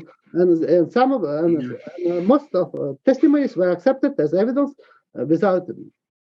Again, as witness, and judges including in one case which was directly related to Maidan massacre, judges issued decisions based on my evidence. They used my evidence, academic studies, and they accepted this, and they used in one case, a lawyer said that the judge cited all my evidence all the way in her decision to basically, and even in another case which was considered by a lawyer who told me that this case was regarded as basically totally unlikely to be won. It was actually won after I presented again as an expert witness and testified based on my research. And this is again under oath. So this is again and without any kind of any other motivations. And I'm, again, as I mentioned, and this is, I think, very important for Ukraine, because truth is very important. And I think truth became casualty of the war between Russia and Ukraine after Russian invasion, even to much greater extent than before. But I think in any case, in any future, this will be still a very important issue. So even so, the tactic of suppression and censorship, or making all this false claims again, and all this ad hominem attacks and so on, this can have some temporary effect in the long run. I think this is very important to know and understand what happened, and I think the truth would prevail, and people would have to actually admit what happened, and I think the people who were responsible would still face justice in any kind of, even if it might be delayed, or even if it might be just symbolic justice, it would be still, I think, clear what happened and why it happened, what kind of terrible consequences for Ukraine this Maidan massacre had, and again, but this obviously does not justify actions by Russia, because again, Russia. Or make Russian actions legal in case of annexation of Crimea, which was supported by local residents, majority of them, but again, which not be according to the law, and also does not justify Russian invasion. But I can say also that this was very clear, because that Ukraine was like basically a powder cake, which was there was a very strong possibility of conflict and breakup of Ukraine because before Maidan, and I wrote in my dissertation, published in my book, about which was called Cleft Countries, which examined regional divisions and conflicts in Ukraine and Moldova, in particular separatism in Donbass, in Crimea, and in Transnistria region, in the Gagauzia region of Moldova. So I compared why there was conflict in Moldova, secession and breakup of Moldova after Russian separatist region of Transnistria seceded, and why there was no such conflict and secession of Crimea and Donbass, even so these regions were also supporting separatists and wanted to join Russia after the breakup of the Soviet Union. And my finding was that this happened because, to a large extent, because of politicians. So politicians in Ukraine at the time, and Western governments and Russian governments, they did not support such conflict. Basically, they did not support such secession in Ukraine, and this enabled Ukraine to remain peaceful until this changed during Maidan. So Maidan was very crucial in this regard, because Maidan politicians, they started to rely on violence, in particular Maidan massacre and assassination attempts, and this was supported by Western governments. And afterwards, Russia started to support separatists in Donbass, and and this led to kind of changes of policy. And now basically Ukraine is de facto broken up, and there is again for Ukraine. In any case, I don't see any possibility that Ukraine would be able to take back control over Donbass or Crimea. So they're basically lost now for the future and after Russian annexation. So I think this is the question is only what kind of damage of Ukraine and how Ukraine would be able to survive and end this war, because conflict is likely to continue with very negative consequences, and with little possibility, basically close to zero possibility of Ukraine being able to defeat Russia and kind of militarily, because Russia has military advantage, even with support kind of from the West, which is given to Ukrainian both military, financial, and so on. And I think in this regard, I think this is a big tragedy, because truth about Maidan massacre is directly relevant to conflict as well, because it shows that how easy it basically it's to fool people or to kind of mislead them by omitting some evidence, by kind of using some evidence like videos, which are shown as basically the videos which were filmed and shown on Western television, on many other Ukrainian television, showing the Belgorod police shooting, and protesters being killed. But this was I noticed this even at the start of Maidan massacre, that these videos were edited. Basically, you have in one videos you have basically police shooting, and in other videos you have protesters killed. So these two events were presented basically as blaming police shooting into protesters and protesters killed. But when I examined all the videos of Maidan massacre, synchronize them according to time frame and according to specific sound announcement from Maidan stage, they are synchronized. In my studies, it becomes immediately clear that times of police shooting did not coincide with times of protesters being killed. So when police were shooting, they were shooting into ground. You can see like a bullet hitting ground, or they were shooting in the walls, Hotel Ukraina, location of snipers, or they were shooting in front of protesters, kind of to stop their advance, or into trees, or kind of or poles, electric poles, and so on. There is no evidence that they were shooting actually in protesters, and because the time and direction of shooting by Belgorod police do not coincide with specific times and directions where protesters were killed. And this is like all this evidence is supported by other kind of synchronized videos, which are also included by this C2 company and the Ukrainian group. So it's now clear, even videos which are presented as main argument, as main evidence that the protesters were killed by police, actually show opposite. But again, this is never reported. This is, I think, kind of a big issue and just big example how easy it's basically to mislead people just using such a kind of primitive, basically kind of censorship and distortion and fake news in the case of Maidan massacre. But it has very profound consequences for understanding other conflicts, including current war between Russia and Ukraine. I thought it was interesting you mentioned Moldova before, because it has a lot of similarities to what happened in Ukraine. Because you have the Transnistria or Pridnestrovye region, which broke loose, and Russia attempted to reach an agreement there in 2006. I mean, and the key agreement was, Transnistria had to give up a lot of its desires to have a full, comparative with equality with the rest of Moldova, because they're much smaller. But anyways, long story short, they ended up with a compromise in which Transnistria they would unify, and they would then they wouldn't have so much influence, Transnistria, in unified Moldova. However, they would have autonomy to the extent that they could block NATO membership, and this was the main thing the Russia wanted, because they want an end to NATO expanding on its borders. So they said, okay, this is what we get. We get to block at least NATO. I'm not sure if it would include the EU as well.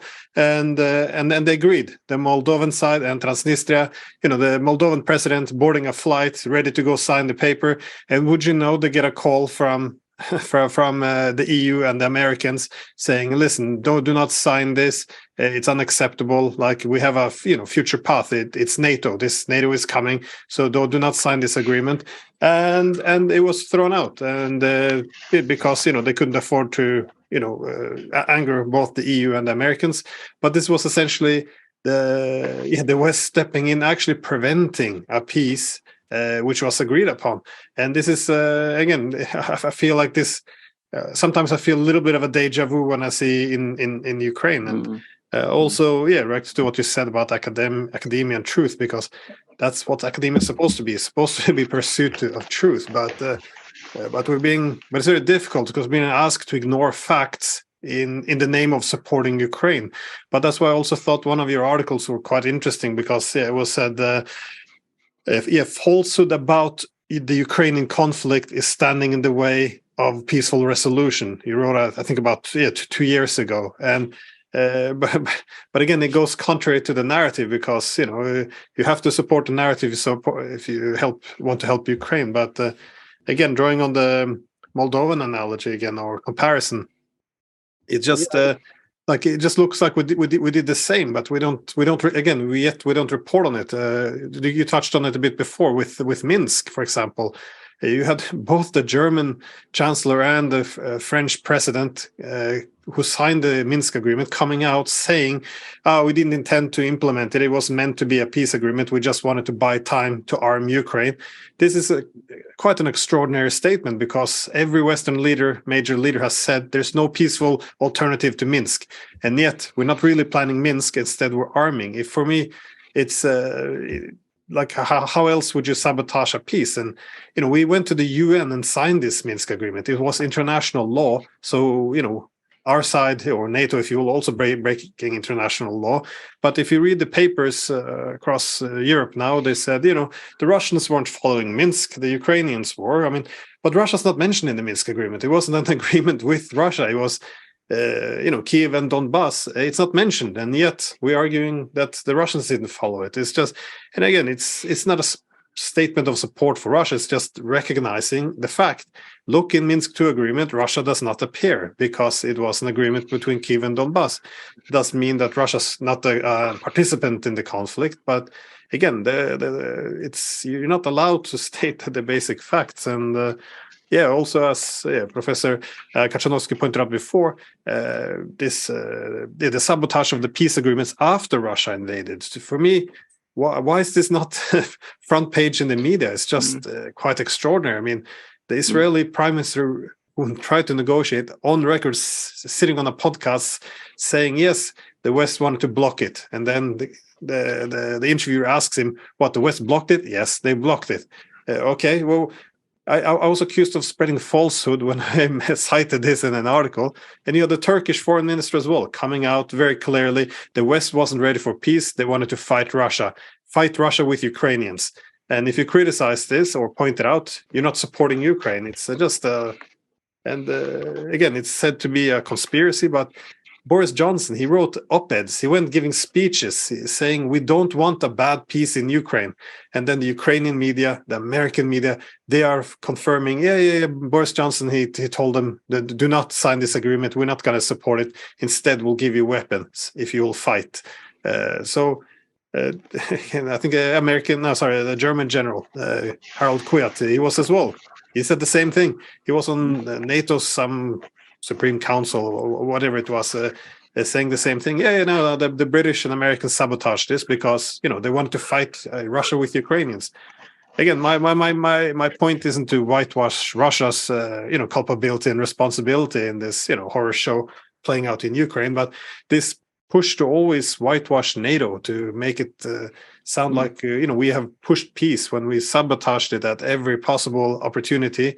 It's just so strange to me that this fits in the wider narrative of we care about Ukrainians, because for me all of this is just one long evidence of using Ukrainians as an instrument, as a tool. And that's why also sorry, I went on for a bit too long. That's why I also said to Alexander, like I liked what you said, that the Ukrainians might wake up one day and realize that they've been used, or as we already said, Professor Katchanovski, because we refer to the Chechens, but certainly the Kurds would also feel the same way. How many times have we said, oh, we care about the Kurds, we're going to help them to the extent we can use them against someone, against Iraq, against Syria. And as soon as they used up their utility, they're thrown away. I think it's cynical, and I don't know, for me, I'm just a bit appalled. This is always being done in the name of empathy and caring. So anyway, there wasn't a question at the end there. just the running comment. Yes, if I can add, I agree with Minsk Potsdam was an important comparison with other conflicts, because it was very clear that, like in case of Moldova, secession of Transnistria Republic, that Russia, they supported militarily by using their military, the army which was deployed in Transnistria to support secession of this region from Moldova, and the same could have happened in Ukraine, because and also that in case of Georgia, when Georgia Saakashvili tried to take back South Ossetia by force in August of 2008.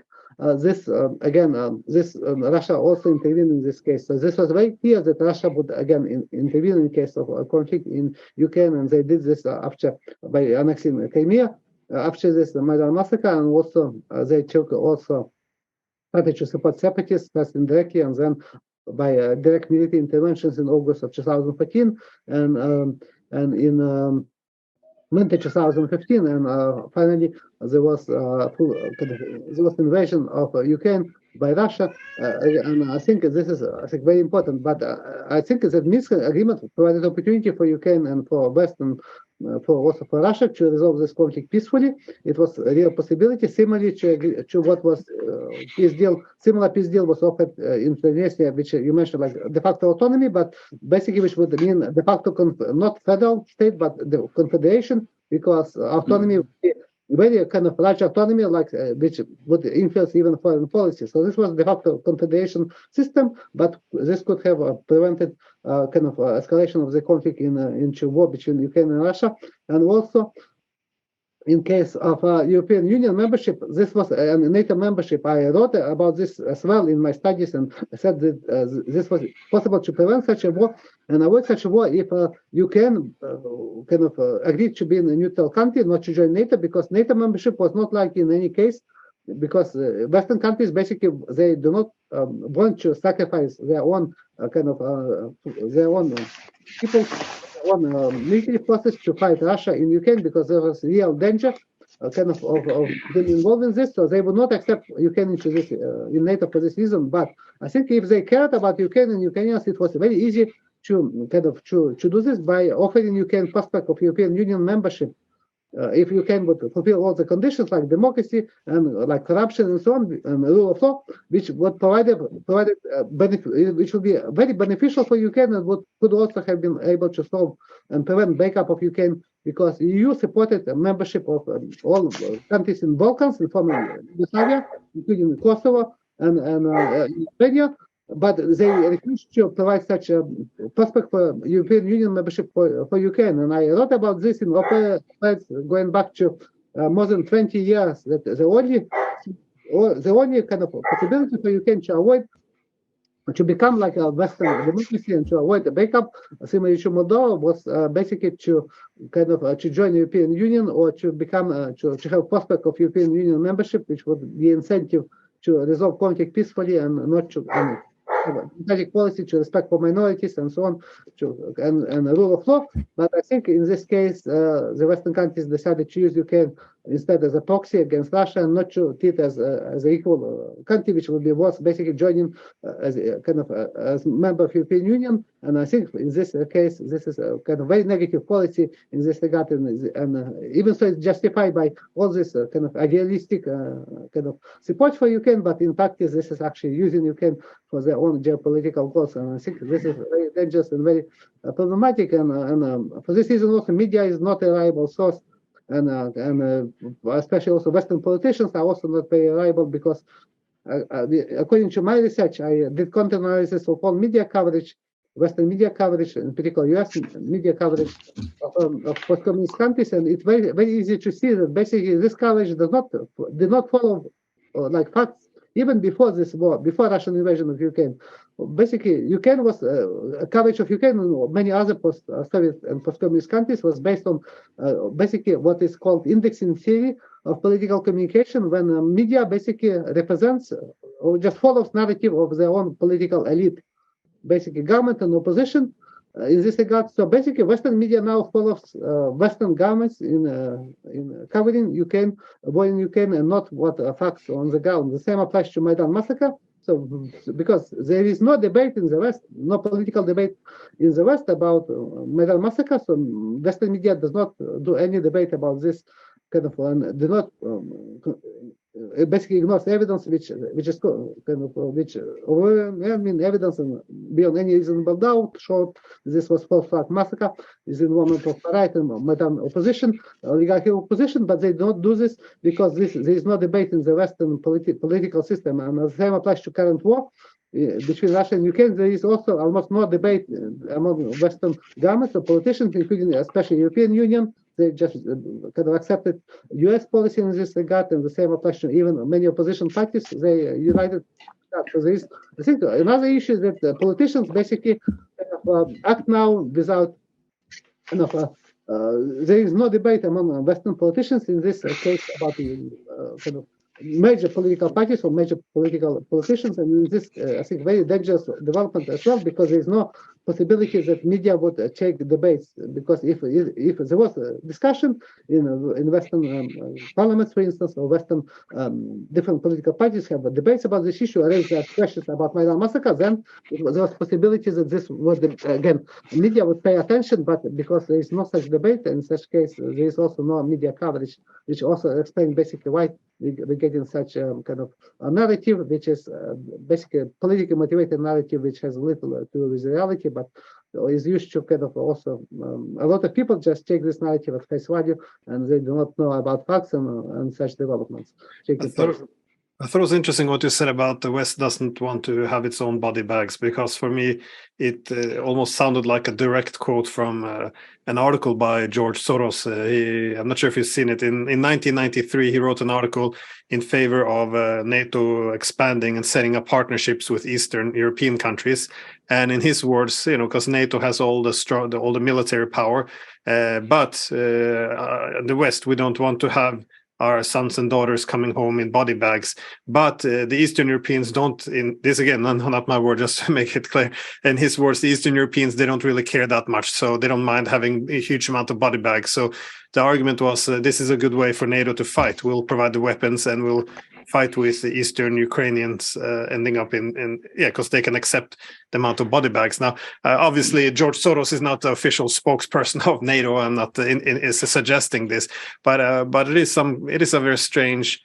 If you look at the media, the narrative, and our politicians, the way they're speaking about the casualness of sending Ukrainians to the front and dying for, it's just it's very strange that we would not talk in this way if it was our own. If with tens of thousands of our young men were being sent to be slaughtered on the front, we would talk about finding a compromise. We would talk about negotiations. We wouldn't be so casual about this. I think so. There is I think something.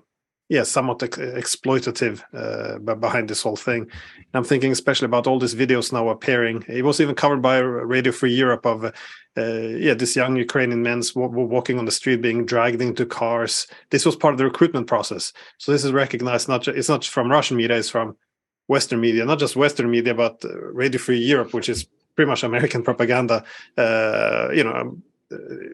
channel, and still recognizing that this is a problem, and that these videos are going around, people being dragged out of their houses and off the street, and we were casual about it. We would never accept this if this was our own people, if this was ours. I just it's very I just picked up on the on that comment. It sounded very much like George Soros for a second. That's my point. Yes, I agree because I think I did not expect that the Western policy would be kind of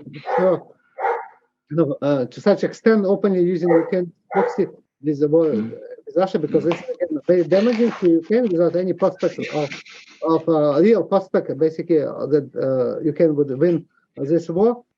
And this is like a gamble. Basically, I use analogy of somebody kind of being encouraged to gamble their own, all their wealth and all their kind of money savings and so on, life savings in a casino, basically, because they can win. They have chance to win something like blackjack or some kind of all this big reward. Even so, statistically, there is no real possibility. Probability of doing this is very small. Basically, this is like, and this would be considered to be totally unacceptable in the West to do this, because and this is publicly also they publicly do not admit this by privately. This was reported in the media that the Western governments recognize, and specifically U.S. government recognize, there is no real possibility that Ukraine would be able to take back Crimea or even control Donbass. But they encourage in any way to do this, and I think this is why it's very negative and very dangerous in this case. Basically, using Ukrainians as a kind of to achieve such goals, and preventing any discussion, rational discussion, by trying to using such arguments which have nothing to do with democratic system and liberal democracy and actually freedom of the media. So this is also very negative development, which have very significant repercussions also inside countries, Western democracies, because this undermines kind of foundations of democracies that you have, like freedom of speech, freedom of expression. There is a kind of opposition and minority rights and so on.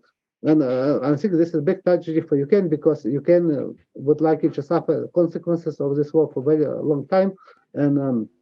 And I think if the war would end, then Ukraine might also suffer similar situation what happened with Afghanistan, when they also justify this basically supporting human rights, democracy in Afghanistan, and women's rights and so on. And now, after the end of the war there, U.S.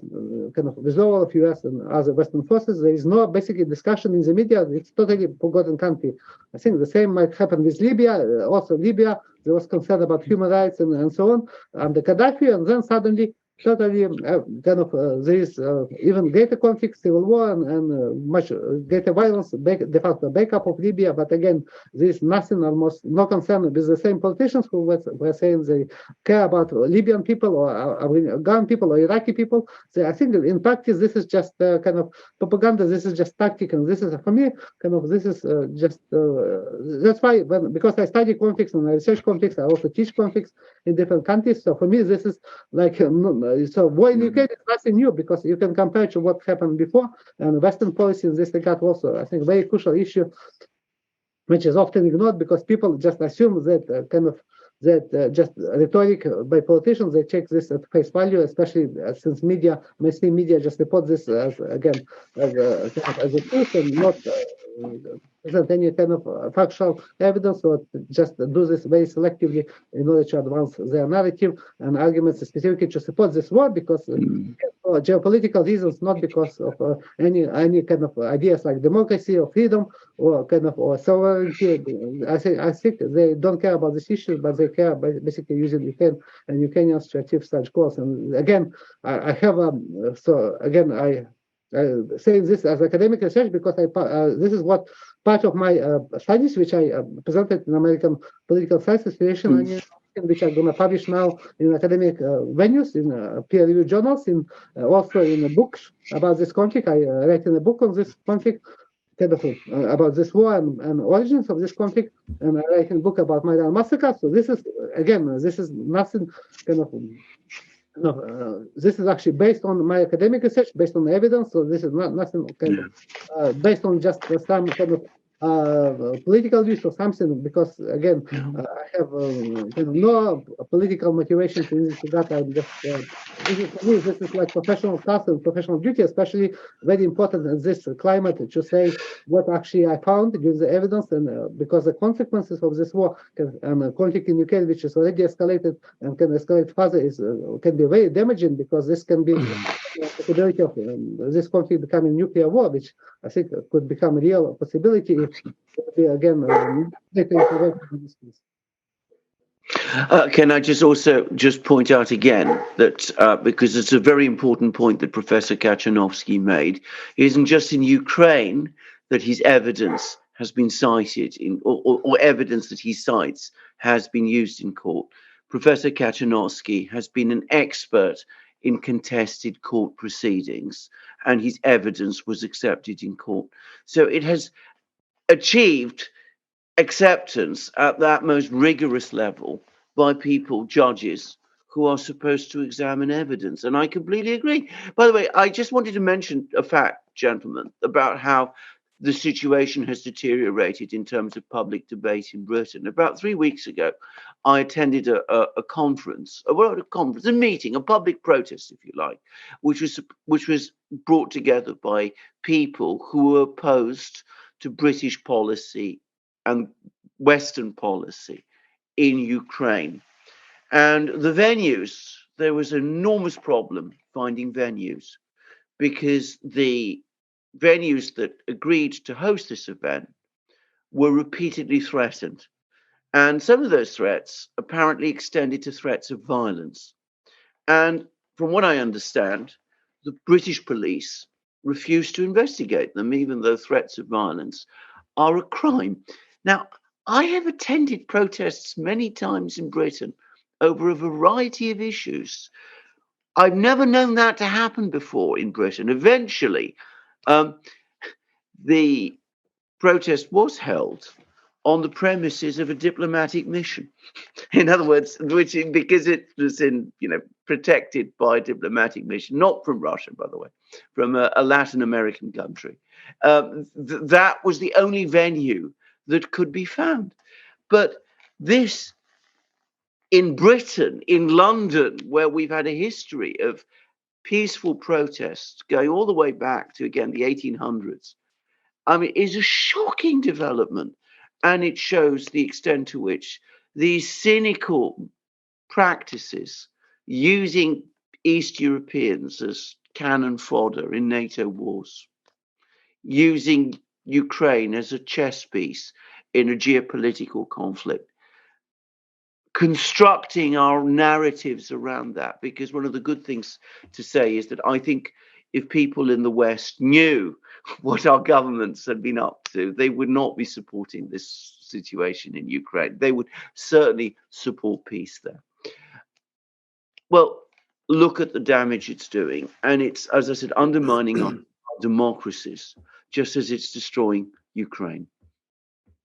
Well, I think it's good, as well to look at previous conflicts to see the direction this is going. Because, as you both mentioned, Afghanistan. This was, whenever we mobilize for war, it's always in the name of love and care. So, when, for example, there was a drop off in support for the Afghanistan war in Afghanistan, they found out that the Europeans are quite sympathetic about women's rights. So suddenly they rebranded it as, Afghanistan, we're there for the women, we have to help them. And, so again, it's all about help and care. And there's poor, people who just want freedom. And then, to push the war. But then once it failed, it didn't work. Well, what happened? Well, two things. One, freeze all their money. So now you're having a humanitarian crisis there. so this is how much you cared. And the second is you forget about it. And this is like, how will we live with it? Well, one day we just turn off the TV. The media don't report it anymore. And I think that could happen now with Ukraine as well. If Ukraine begins to collapse, NATO, well, we're going to lose. I think the way we deal with it, as from Bosnia to Afghanistan, we forget about it. We leave it there, and then it's just another victim on the road. So, anyways, I was just going to say, I think we've gone off for well over 2 hours. So, shall we wrap this up?